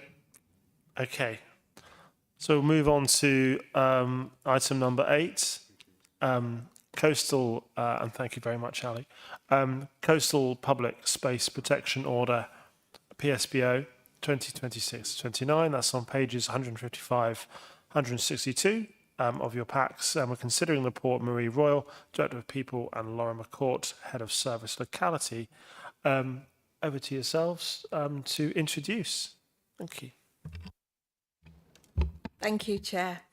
I'd just start by saying that the current PSPO that is in place, it does expire at the end of March, but this actually gives us a really good opportunity to take a step back, take a breath, review what we've had before, review the evidence that we've got, and take a different approach. So the current PSPO has got over 14 requirements in it.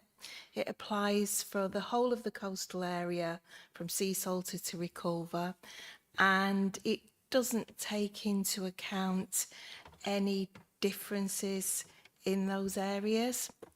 So, as I say, this is an excellent opportunity to have a clean break with the existing PSPO and look to the future. When creating a new PSPO, it has to be based on evidence. So it has to be based on the types of issues and problems of ASB in an area that are impacting people's quality of life. So it isn't a public vote as in, you know, do you want one or not? It has to be proportionate and it has to be based on evidence. Given the ASB challenges that are outlined in the report that happened in our coastal areas last year, you know, as part of the presentation of this report, we've gone into detail about, you know, who enforced what, would the PSPO have helped? And when you actually look at the enforcement of the existing PSPO, you know, there's only been 3 warnings issued around sort of public urination. So I think moving forward, it is about doing the consultation, following the statutory process, engaging with the key partners that we have to as part of that creation, and you know, taking a considered approach in terms of what's included in the future. There are 2 options available, which this committee is being asked to give a view on, and that is either we go out to consultation in April with a view to creating a new PSPO for the autumn, or we actually, you know, leave a longer gap, use the summer to gather evidence, then go out to consult with a view to a more targeted approach in terms of requirements and geographic boundaries. When you look at some of the ASB that has taken place, you know, quite a lot of it was caused by young people under the age of 16, and we can't issue fixed penalty notices to young people under 16. Similarly, with our engage, educate and enforce approach, yeah, anybody who is vulnerable when we actually are looking at enforcing requirements, we take a very measured approach to dealing with those people, because actually it's about making sure that person is safe, understands what's happening, and is given the right support as well. So it's not always possible to issue a fixed penalty notice depending on the circumstances of what is happening. In the interim, the risk of not having a PSPO in place for a length of time is mitigated by the fact that we are already planning for the Easter break. We're already planning for the summer period with police and other partners. A lot of the actions that took place over the summer period last year we are revisiting those, and that joint work multi-agency approach is continuing. And in the interim, one of the things that we would like to pilot, which we're working on now, is having a seaside code of conduct for use at the coast. And this is, again, about education, engagement. It's about encouraging people to act responsibly. But it's also taking into account that the majority of visitors who come to our coast and enjoy our coast do actually act responsibly. It's the minority of people who cause some of the key problems. So this committee is being asked to consider the two options in terms of how we approach the consultation, and I'm happy to take questions. Thanks, Marie. So the recommendation to Cabinet is basically that the preferred option of this committee, and the council must now decide whether to, firstly, or number one, start consultation in April for a new PSPO to be created by autumn, or delay consultation until after summer to gather more evidence and tailor the future PSPO for it to be created by next spring. And of course, there's many other comments that people might have and many other views on PSPOs. Could I see a seconder for that, please? Seconded, Chair. Thank you. Councillor Flanagan. With that, we'll open up the debate. Councillor Flanagan, I saw first, so over to you. Thank you, Chair, and thank you, Marie, for the introduction tonight. My own view, reading through the report, is that I have certainly sympathy with taking that pause, considering the evidence, considering where we are today, before moving towards another form of PSPO. Why do I say that? For a number of reasons. I think, and you've laid some of those out tonight, you know, there are, for some forms of antisocial behaviour, there are limitations in terms of fixed penalty notices that we can apply. I think there are a number of areas we ought to be considering in terms of what we include within that order. Things such as the availability and usefulness of the signage that we currently have. I'm not always sure that people see it when they come to the coastal point at all. And I think to have a pause, to get realistic, consider the evidence, go out and consult, in my view, would be the best way forward. Now, having said that, a couple of things I want to ask about. I think you've touched on one of them already. If we do go for the pause and this order ends next week, are we covered in terms of existing legislation, in terms of confronting antisocial behaviour, incidents on along the front there, if people are, I don't know, littering, dog litter, those kinds of things? Is there legislation in existence today that will cover us whilst we're going through that consideration? That's the first thing. Second thing is, I've touched upon it already, the signage. How can we bring that into the overall consideration? And thirdly, how do we communicate effectively to residents in Whitstable along the coast that if we do go down this route and consider a new order, but we're not going to bring one in for some time because we're going through the consultation and evidence process, I wouldn't want residents to think that we are taking away a form of safety whilst we're considering this. I think communication will be absolutely key from the council to get across to residents that, look, existing legislation is there, if that's the case, to ensure your safety, continued safety, whilst we're going through this process to improve the existing order and to bring it up to date, in other words. So those are the questions I have. I'll pause there and, yeah, look forward to the answers. Thank you. Thank you, Chair. Thank you, Councillor Flanagan. In terms of existing legislation, littering is an offence under the Environmental Crime Act. So, our contractors will still be out there, still issuing FPNs, still enforcing littering. We have an existing dog control order which covers the coastal area, covers rural areas. So again, as part of our contractor performance, they would be enforcing sort of dog control issues. I think the signage is a really interesting and good point, because actually we have made some improvements to signage in terms of trying to make them more visual.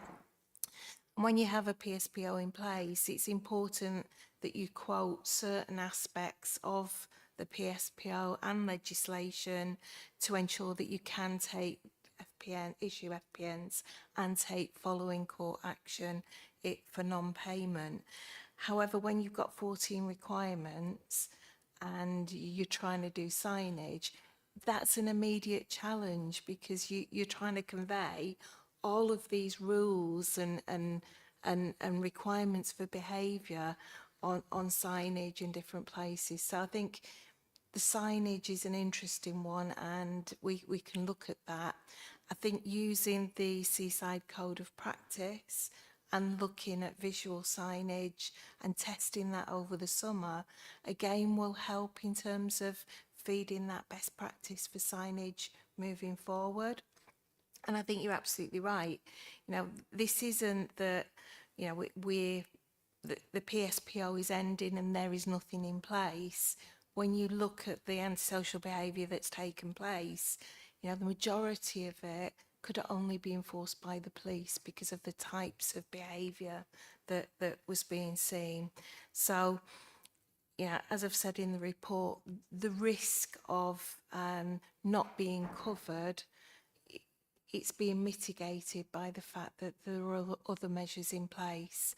And whilst enforcement is obviously one of the ways to tackle this, the whole point of the multi-agency work that we've been doing is around engagement, because, you know, there are antisocial behaviour acts that take place, and, you know, those sometimes break the law, and there is a consequence and punishment, but there is always an underlying cause for some of this behaviour.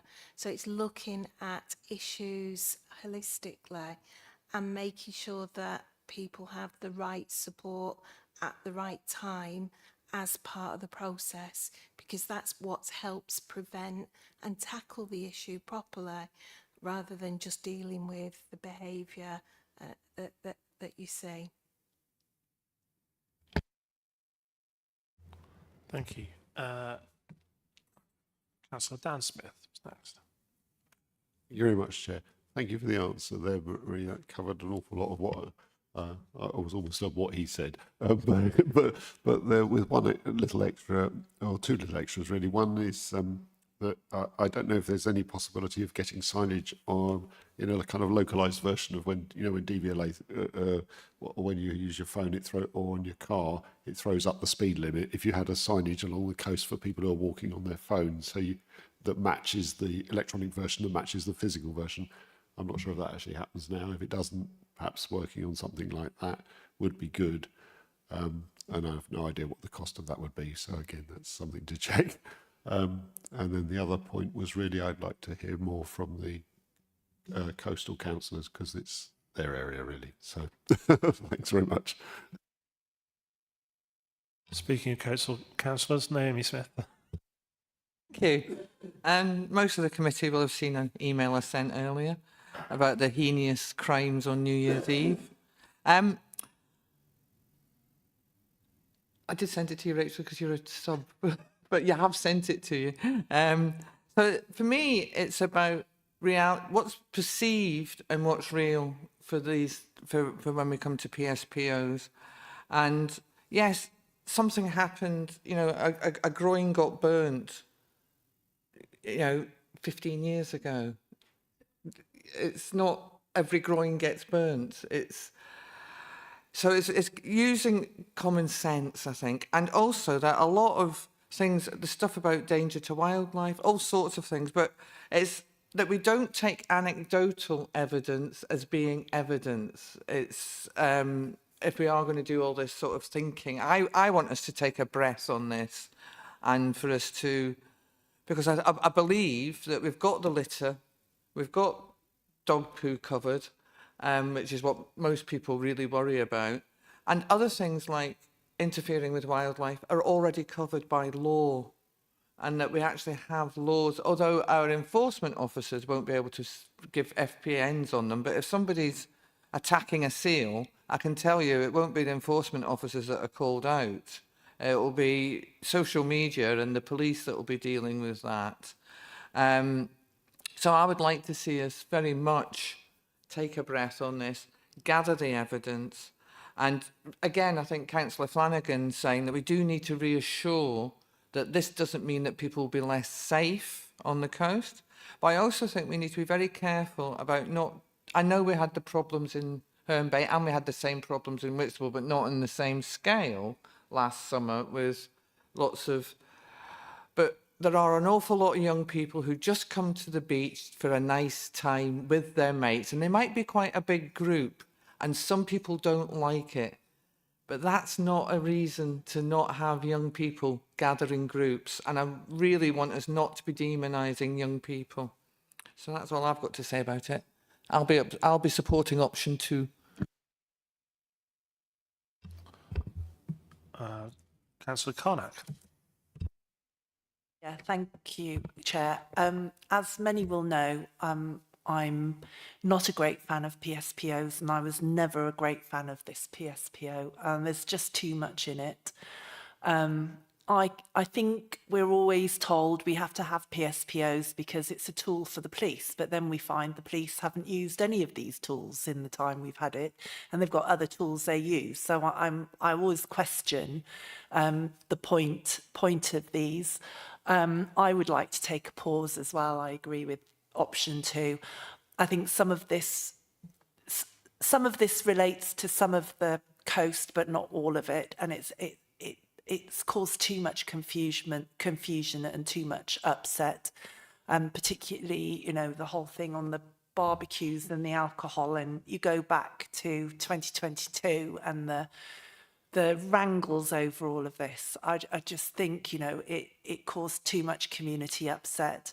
I then find that I actually do have in my ward vandalism, damage and removal of fixtures, fittings, floral and fauna, and no one can do anything about it. I think we've all seen the problems with being or in possession of any catapult, and we found that actually that needs a legal change in government and enforcement, and the police can't do anything much about it. So I think this really does need a good look. I mean, the light or fuel any open fire actually in the original one managed to get my ward removed from that. So you'll see on the map that Reculver isn't included in that. So yeah, I agree. A pause. I think a seaside code of conduct is a good way forward. I think we always talked about a list of what you can do rather than what you can't do, and to be more welcoming of people on our coastline. I think we all remember the negativity a couple of years ago where people whose dogs were inches from the no dog zone were slapped with fines, you know, and it caused a lot of community upset. But I just have a couple of things.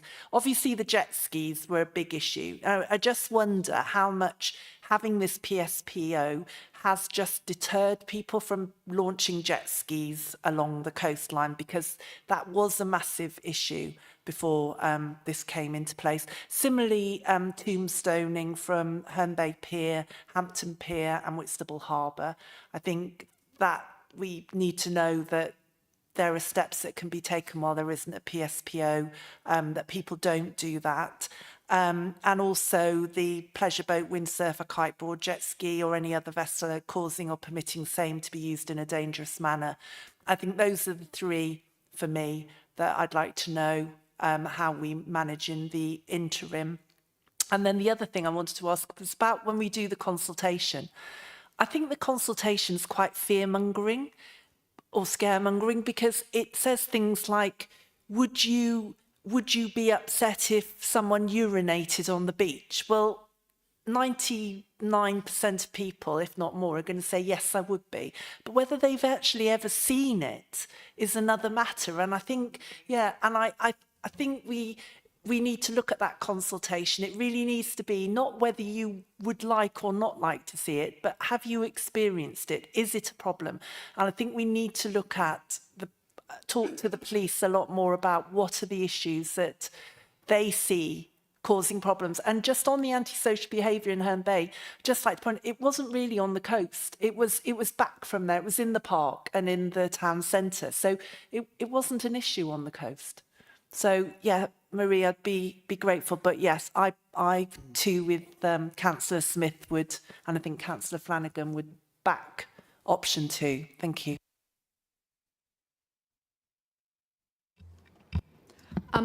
Thank you, Councillor Carnac. In regards to the issues with the jet skis and Tombstone, and one of the things we are looking at is with the Seaside Code is we are engaging with our foreshore colleagues to make sure that we do address those points, because we recognise that those are things that matter, and we need to be very clear on what our expectations are.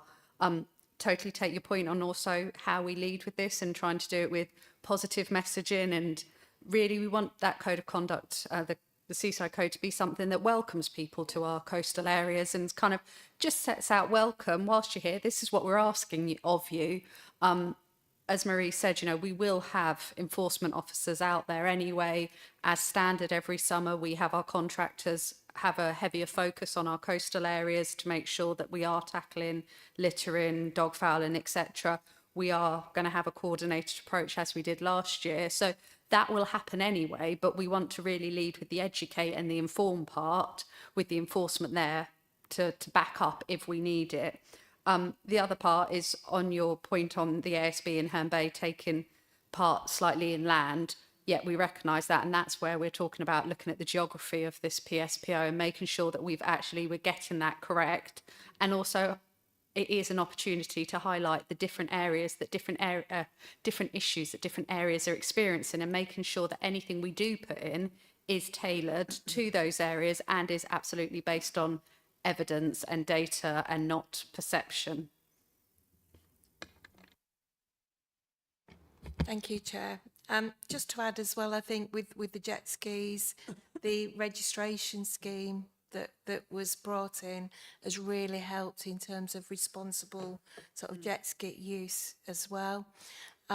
We do regularly, our enforcement officers and the foreshore team do regularly challenge tombstoning and do sort of awareness raising amongst young people because of the severity of implications of doing that. With regards to the consultation, there is a statutory process that has to be followed. So with the PSPO, as I said earlier, it's not a case of, you know, do you want one or don't you want one? It is about evidence gathering, and there's a couple of stages to it. So the initial stage is about that evidence gathering, going out to partners, going out to the police, going out to the fire service, other partners to say, what data have you got? How big of an issue is this? And collating that data. The consultation then that's carried out is based on that data and that evidence gathering. And the questions are usually around, you know, have you witnessed this? Does it affect your quality of life? Because the whole sort of consultation process has to support requirements that are a big problem, that are impacting people's quality of life, that can be evidenced. And the key to this is being proportionate. So it's the scale of the issue as well as the impact. Okay. Councillor Buckman. Thank you. Without repeating too much what Councillors Carnac and Naomi Smith has said, I do agree about certainly agree about the youth groups of younger people looked at in a certain way that may or may not, probably may not be appropriate. I think, you know, with the PSPOs, even in Canterbury, it didn't really stop the catapult. You know, there was a big issue last year or over the years with catapults, and it didn't really have an effect on that. I think they probably just grew up and stopped using them. I think, I mean, the police said just you had to, you know, they had to have intent. It wasn't just a case of carrying them. they had to have intent to use them in a bad way, and then obviously the public would have to phone 999. But also, can the police do the dispersal orders still, don't they? So that wouldn't be a PSPO thing anyway. So that could still that would still be used. And what else? Yeah, with PSPO, the officers can't insist on identification and addresses. They can't insist on it. So if the person says they're under 16 or they don't wish to give them the address, that's it, isn't it? That's tough. That's my understanding of it. I don't know if there's more detail on that. Thanks. But yeah, I will add that I would agree with the option 2 as well. Thanks. When officers are issuing an FPN, they do request name, address. If that is not provided, then it's an offence and the police can be called. All of the officers who issue FPNs have body-worn camera footage as well, so any interaction is actually recorded. And with young people, I'm going to ask Laura for the answer on. Our officers try and take a sensible approach on this, so we would try and get the details of that young person from them. It has been known that sometimes we are given false names or dates of birth, but what we would try and do on that is act with caution. So if the person is visibly under the age, we wouldn't issue that. We would speak to them, we'd try and lead with the educational piece. If we were to issue an FPN though, and then we were provided with evidence that that person was below the age, we would obviously retract that and deal with it. But I think our officers are very well trained and very well experienced in speaking with young people and generally able to kind of get to the bottom of ages. But yes, sometimes they are misled on them. Thank you. Councillor Campbell. Thank you. Calling in from Wincheap-on-Sea. I agree with the comments that have been made about taking a pause, getting it right, and taking some time over this. One thing that hasn't been discussed, and I don't know if it's an option, but as part of the option 2, if we go for that way, can we build into there that we can extend the existing PSPO for 9 months, say, however long it takes? Because although I think a few of us have said that the existing PSPO isn't very effective, I do take Councillor Flanagan's point that there's a public communications issue here, and taking something away, even if it's ineffective, may give the wrong message. And so maybe extending it, telling the public we've extended it, but we're going to get it right, and we're going to take our time and do absolute thorough consultation and appropriate work.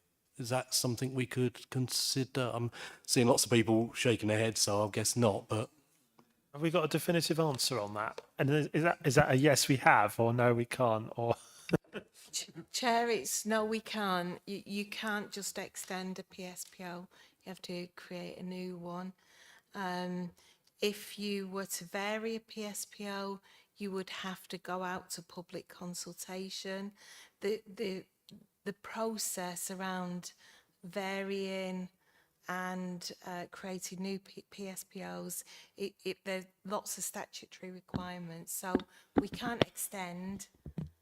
And yeah, if we wanted to vary, we're out of timescale now in terms of including anything. But after a 3-year period, that's it. all I was going to say, I did a quick Google, and you can, without varying it, and therefore needing the need to go through a consultation, it does look like you can just roll it over, but you're the expert and I'm not. Thank you, Councillor Campbell. Our legal section has definitively said, no way can you do that. So sorry. I think it's a question that definitely needed to be asked, because how would we know otherwise? Councillor Thomas was next. Thank you, Chair. Councillor Brady's been asking for ages. Let me think. Sorry, just a bit distracted. On the some of the issues we do have on the seafront is the beach hut area. I declare I've got a beach hut. The end of term, they it's kind of party time and the kids get down there. But having said that, touch wood, it's been quite good for the last few years. Are you saying we got to create, if we go forward, create our own code of conduct on the seafront? You're nodding, so I'll take it onto that. As Councillor Carnac has mentioned, a lot of the trouble we had in Herne Bay last year was more in the park and the high street and that kind of area. And then, unfortunately, I remember being accountable. When I first got elected, someone rang me up and said, what are we going to do about all these youths running riot around the town? And I went, hold it, stop there. We've probably got... No, thankfully not. Everyone's trying to throw me off track. Basically, I stopped him and I said, look, we've probably got about 10 youths that are kicking off in the town, and that's the problem. And it's 10 youths this year, and it's 20 youths next year, and it's 15 the year after, and it's always going to be an issue. I have spoken to police, and I do go to a police meeting every 3 months and catch up with the chief constable. Basically, we've had quite a lot of police enforcement in Herne Bay, and that's made a massive difference for Herne Bay. And they have dealt with a lot of the drug dealing and taking and stuff like that. They've also got quite a lot of unmarked police cars and stuff like that. And they're the ones that are catching the people, and that's kind of the key to it. They know who they are. They just need to catch them. And if they're in a police car, they just hide it. But if it's an unmarked police car, they can catch them, and they kind of know it. One of the issues you've got is with the police, and as Chief Constable said to me last month, basically, you know, we've got the public asking, this is the police officer, public asking to deal with this, and, you know, where's my TV and this, that and the other. And then you've got councillors saying, you know, we need to sort this out, and the cyclists and electric bikes, this and other. It's all about resources. And unfortunately, and I have to say this, we don't have enough money for all the resources we want to do. We don't have enough police officers. We don't have enough, you know, officers in general to actually enforce what we need to be doing. But that's going to... I was going to mention, when you say about our officers do hold body-worn cameras, I don't know if it's legal or if it's illegal. I do a bit of security bits and pieces. Does it have to say do they have to say they're recording you? Because I think that is part of the stipulations. If you record someone, you have to tell them you're being recorded. And the reason I say that is, or say it's being recorded, because actually body-worn cameras can make people think twice about what they say and do. And as soon as you say you're being recorded, you go, oh, am I? And the attitude changes completely. So they're a very good tool to actually bring a person down and not control a person, but actually create, you know, to de-escalate the incident, and people calm down because they think, oh, I better not say too much. If I say the wrong thing, it's going to be recorded. Thank you, Chair. Completely agree with you about the use of body-worn cameras, and it's for that precise reason that we're actually just rolling them out across locality, so it won't just be our enforcement officers that are using them, because we recognise that actually it's officers across the council that are sometimes faced with challenging behaviour, but absolutely the enforcement officers do use them. They do tell people when they're being recorded, and as part of our quality assurance, we both monitor some of the footage from our own officers and from our contractors on a monthly basis to make sure that those interactions are happening appropriately, that the correct warnings are being given, and that our officers are acting as we expect them to. Councillor Brady. Thank you, Chair. So we're not in an echo chamber. I've got the opposite view. We've had this debate, and my position hasn't changed when we had this debate previously. I think PSPOs are needed, and the current ones are sensible. I wish we didn't live in a world that PSPOs were needed, but unfortunately, we do. I think they're a good deterrent, and we don't know what would have happened if we didn't have them, and the police support them. I think I'd just like to pull a paragraph out that is really important. It says, it's important to note that when dealing with antisocial behaviour, it's not just about punishing the behaviour being seen, it's about identifying the root causes of the behaviour and working with appropriate partners to try and tackle this in the best way. So I think that approach should also be taken forward with equal weight. I am supportive of option 1 out of those options. I have a concern that if we delay, we are going to be looking to be reactive.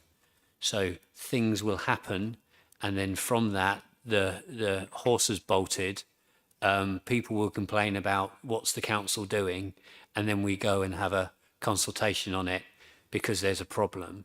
I think we should be proactive and go to consultation, ask for ideas, show the public that we want to listen and we want to get in front of this, and with the option of a separate pre-SPO for Herne Bay and Whitstable, because the ones shaking their heads are the councillors for those areas. So that's important that they have their voice heard and their view implemented.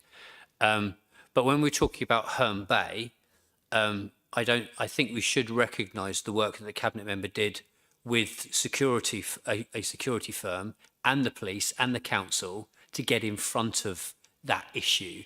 And I think that proactive approach was incredibly important. And I think it's a model that others are going to be looking at. So we must recognise that work was positive and a success. But I'm for option A. And I know somebody's going to propose option 2. I'll abstain because I think option 1 is the most sensible. But I hope I'm wrong that if option 2 happens, it might be seen as a bit of a mistake. I hope I'm wrong there. Councillor Naomi Smith. Thank you, Chair. We're talking about looking at, taking a breath, possibly with option 2. I would strongly suggest that Councillor Brady looks at the papers from when this PSPO was implemented and looks at the strong feeling of the coastal communities against the PSPO that was forced upon them. It was a huge response, way more than 180 who responded to the cultural strategy. I think it was something like 1,200 people responded, which is one of the highest responses we've had in a consultation, with the majority against a lot of the elements of the current PSPO. What I would want to be concerned about is who will decide what the risks are in it to create, because obviously there are, to have a PSPO, to keep people safe, there has to be a risk. So who will decide what those risks are, and how will that really, going forward work, is what I wanted to ask, because you could get 10 opinions from this room, but it doesn't necessarily mean they're all, it's about going back to the perception and the reality again. Thank you. Thank you, Chair. In terms of creating the PSP and how we decide what we consult on, it is that evidence gathering piece first. So it's asking for data from partners as to, what's going on at the coast, what's the data from the police telling us, what's the data from the fire brigade telling us, what are the reports from our community safety unit in terms of complaints of antisocial behaviour. And then that data is then used to form the consultation. And we have to consult broadly on the issues, because if we don't consult on the issues, we can't tag things on at the end. We would have to go out and reconsult. So it's important to get the consultation right at the beginning. And, I would say from our Cabinet members' point of view, when Councillor Nolan became our Cabinet member for enforcement, you know, one of the things that she led on from the very beginning was around this engage, educate, nudge and change behaviour.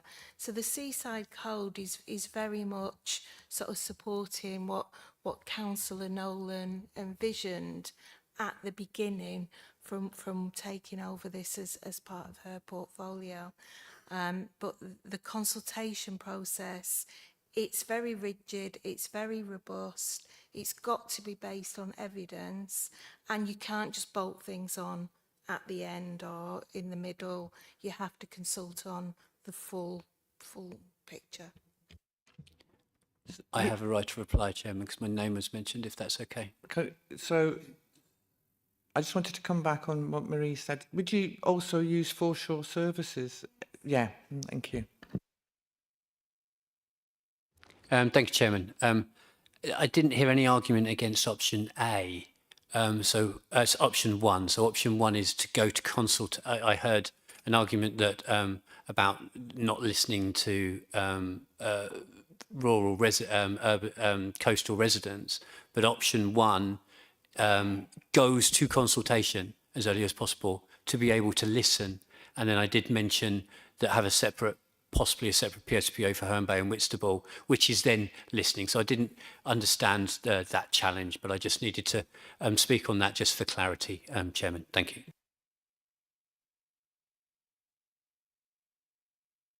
Maybe Marie can clarify the difference between option 1 and option 2. I believe option 1 is keeping the same PSPOs and going out to consultation on those. Could you clarify, and I was going to bring this up anyway, whether it's the same PSPO for both all parts of the coast, or whether it would be possible to have 2 separate PSPOs? Because obviously, you know, you've got blurred lines a bit, really, haven't you? Because where Whitstable might sort of, you know, you've got Reculver sort of, and Whitstable and Herne Bay, and you know, what are the options? Thank you, Chair. So so the difference between the 2 options is, if we go out in April, we are evidence gathering sort of now, looking back to the previous 12 months, 18 months. If we do a pause on this and wait for the summer period, I think it would allow for any new trends or new emerging issues that we've not seen before.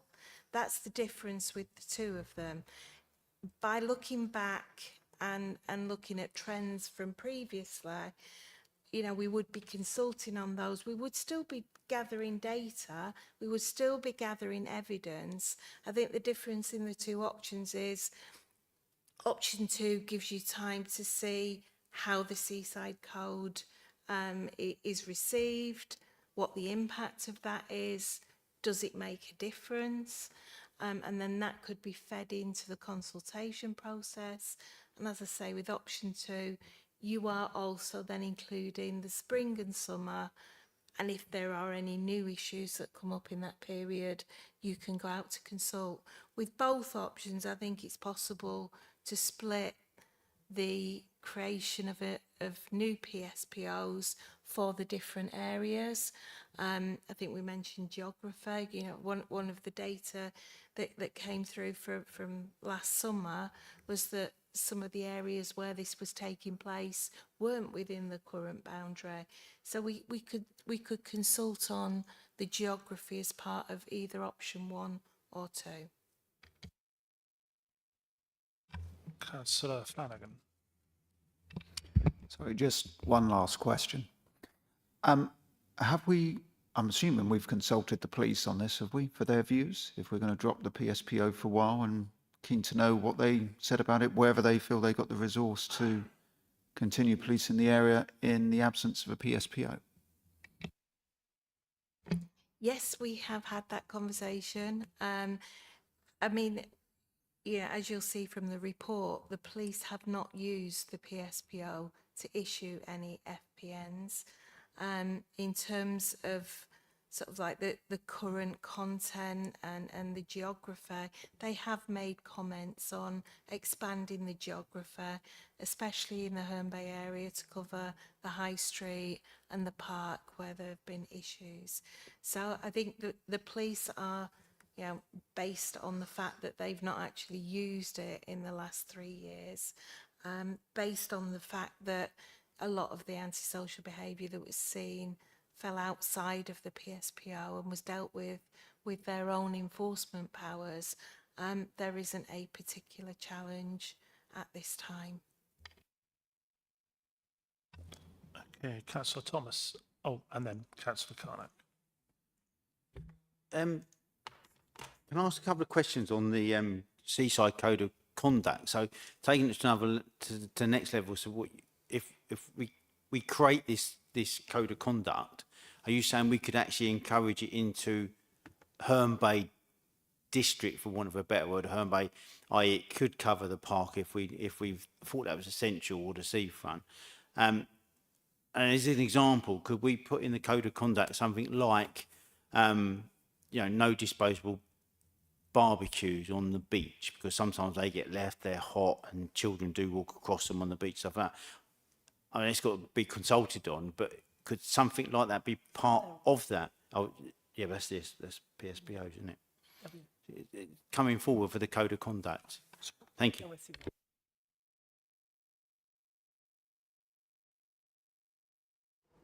Thank you. With the Seaside Code of Conduct, we were thinking more along the foreshore particular area. I think if it works on the seafront area, you know, it's something that we could take back and consider for our parks. I mean, there are various codes of conduct in place. I think Thanet District Council use them. They've got a number on their website. So, you know, do have a look at Thanet's use of code of conducts, and we could mirror something like that, taking out the best bits. So, yeah, I think we'll trial it along the summer period, along that coastal strip, and then we could look at it for other areas.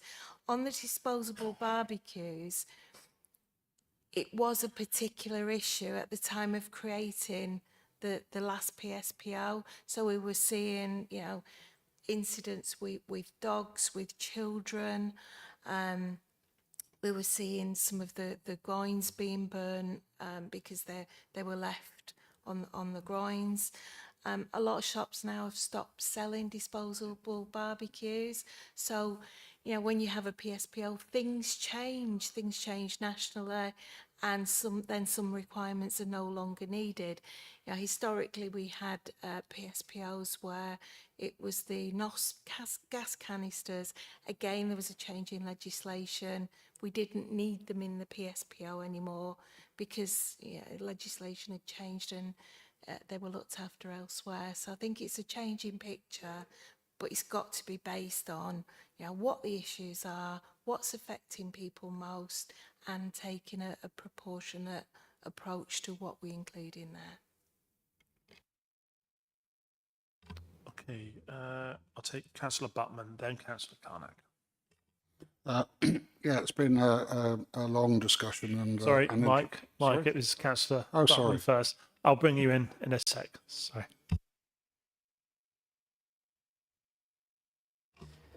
Thanks for that extra information, Marie. I just made a note. I think that the police will still have the historic data then from this year and last year, and everything. So they're going to be in a better place, even if we didn't have a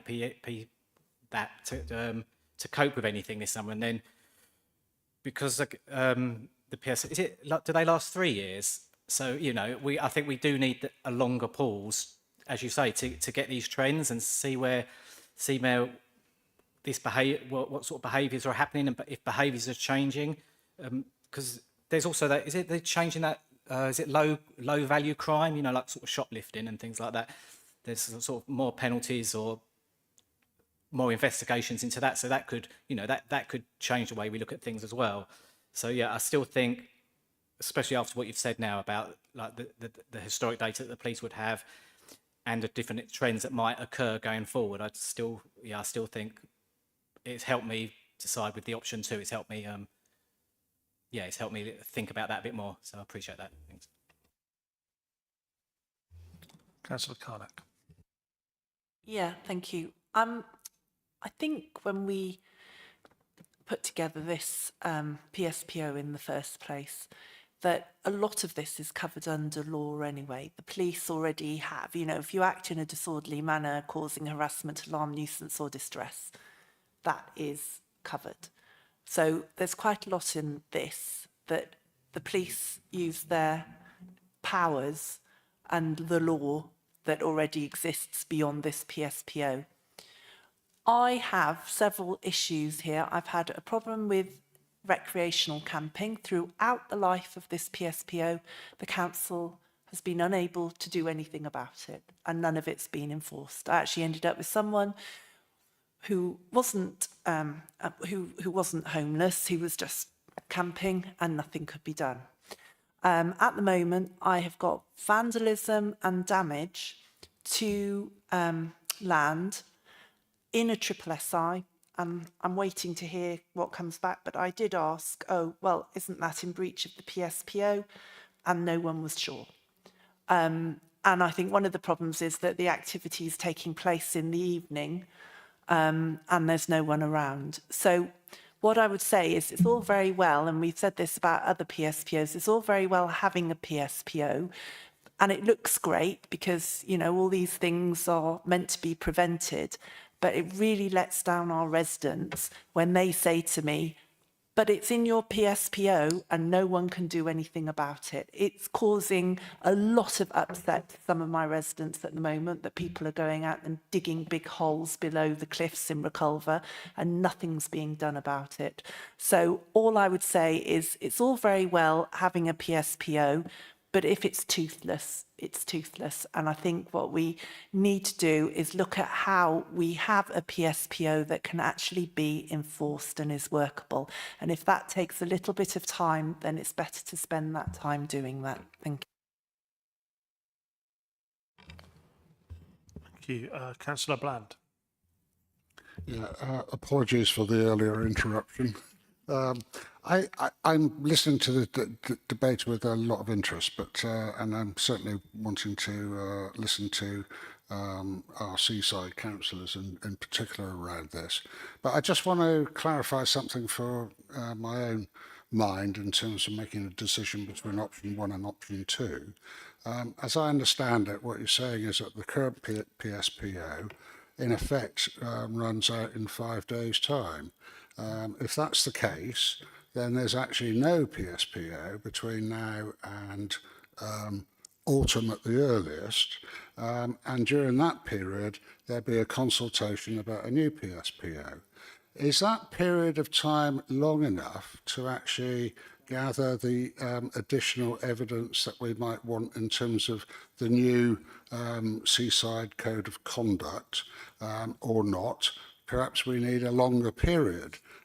In that case, you'd be tempted for option 2. But in any case, if it's option 2, we'd have a very long period indeed between the ending of the current PSPO and any new PSPO, because we're talking about, when are we talking about it? Next spring, summer before we have one. Which means there's a long period of time which would include this spring, summer, and also winter months to actually sort of see what is actually happening. Are we going to get any benefit from doing that? Because both of these options are presuming that a PSPO is going to be required. Or is there a long-term thing which might say, after consultation, we don't need a PSPO? If that's the case, can't we get that decision earlier by going for option 1? Do you know what I mean? How long do we need a period for evidence gathering is my question. Does it need to be a short period of time? Does it need to be a long period of time? Because that seems to me crucial. Firstly, I just want to reassure that during the period where there is no PSPO in place, as Marie kind of touched on, we are already doing quite a coordinated plan. We have a coordinated plan with Kent Police, with our enforcement officers, with our contractors. So we will still be out there. There are other tools that we can use, and we will use those as we need to. In terms of the evidence base, we can go out now and we can get that retrospective evidence, look back on that, do the consultation based on that. Absolutely, that is option one. Option two just allows us to see, particularly with the measures that were put in place last year in response to the issues we faced, to see actually what impact those measures have had, what are the emerging trends, have things, you know, were we able to basically put a cap on it, what other trends might be coming through, and allows us to kind of get a broader evidence base on which we can then take it out to consultation. There is no assumption that the end of this will be a PSPO. That's the whole point of the consultation, is to actually see, do we have the evidence base and the support to warrant that? So those are our options, and it's really just about, do we go now and we're looking back at really last year's data, or do we have that pause, collect the evidence from this year, measure the impact of the interventions that have already been done, and then decide what's needed from that? Okay. I don't see any more hands, so I'll just try and sort of tie things up at the end. One thing I note that we've got in the current PSPO that expires next week, there are 14 rules, and I think that might be part of our problem, in that there's so many requirements from this PSPO that we that then means that we have so much to try and communicate in our rules and regulations that we struggle with the weight of it, if you know what I mean. And without trying to sound flippant, it does remind me a little bit of those old posters you used to see in swimming pools, you know, no petting, no ducking, no. And I never quite read them at the time. And I'm not being flippant. I think what I'm trying to get across is that I always wonder how much of these things are actually read. But I do agree a lot with what colleagues have been saying in terms of, can we be more positive? We are a welcoming district. We want people to come and visit our seaside.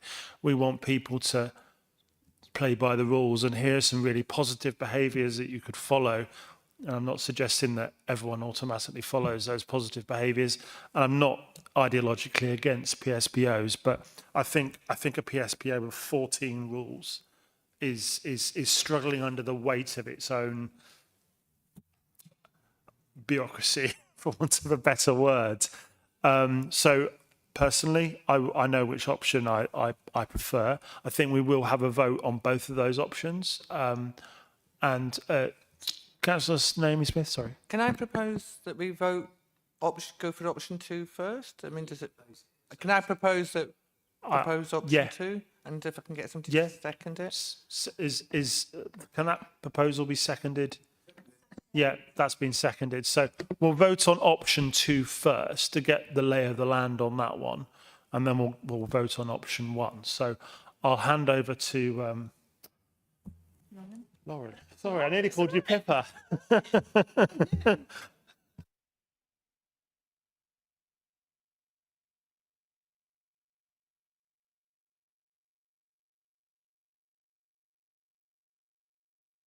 Voting now on option 2, delay consultation until after summer to gather more evidence and tailor the future PSPO for it to be created by next spring.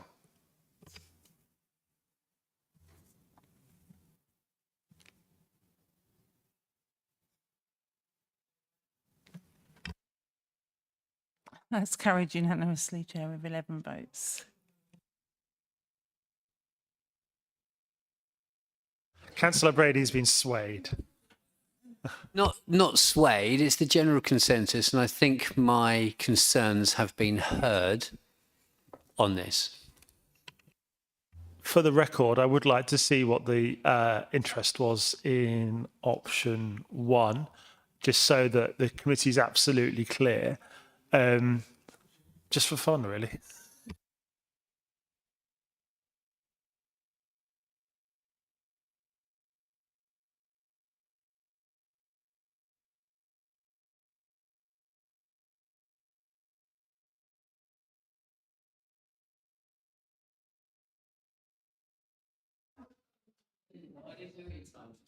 That one's failed. Look, I've got the power as chair to do that, so I did. Thank you very much for a really useful debate, and hopefully one that's informed our officers' work on this topic. There's no other urgent business to be dealt with in public, and none has been notified to me anyway. Date of next meeting, 7 p.m. on Monday, the 18th of May, to be confirmed, I think, after the full council. So thanks very much, everyone. Have a nice evening.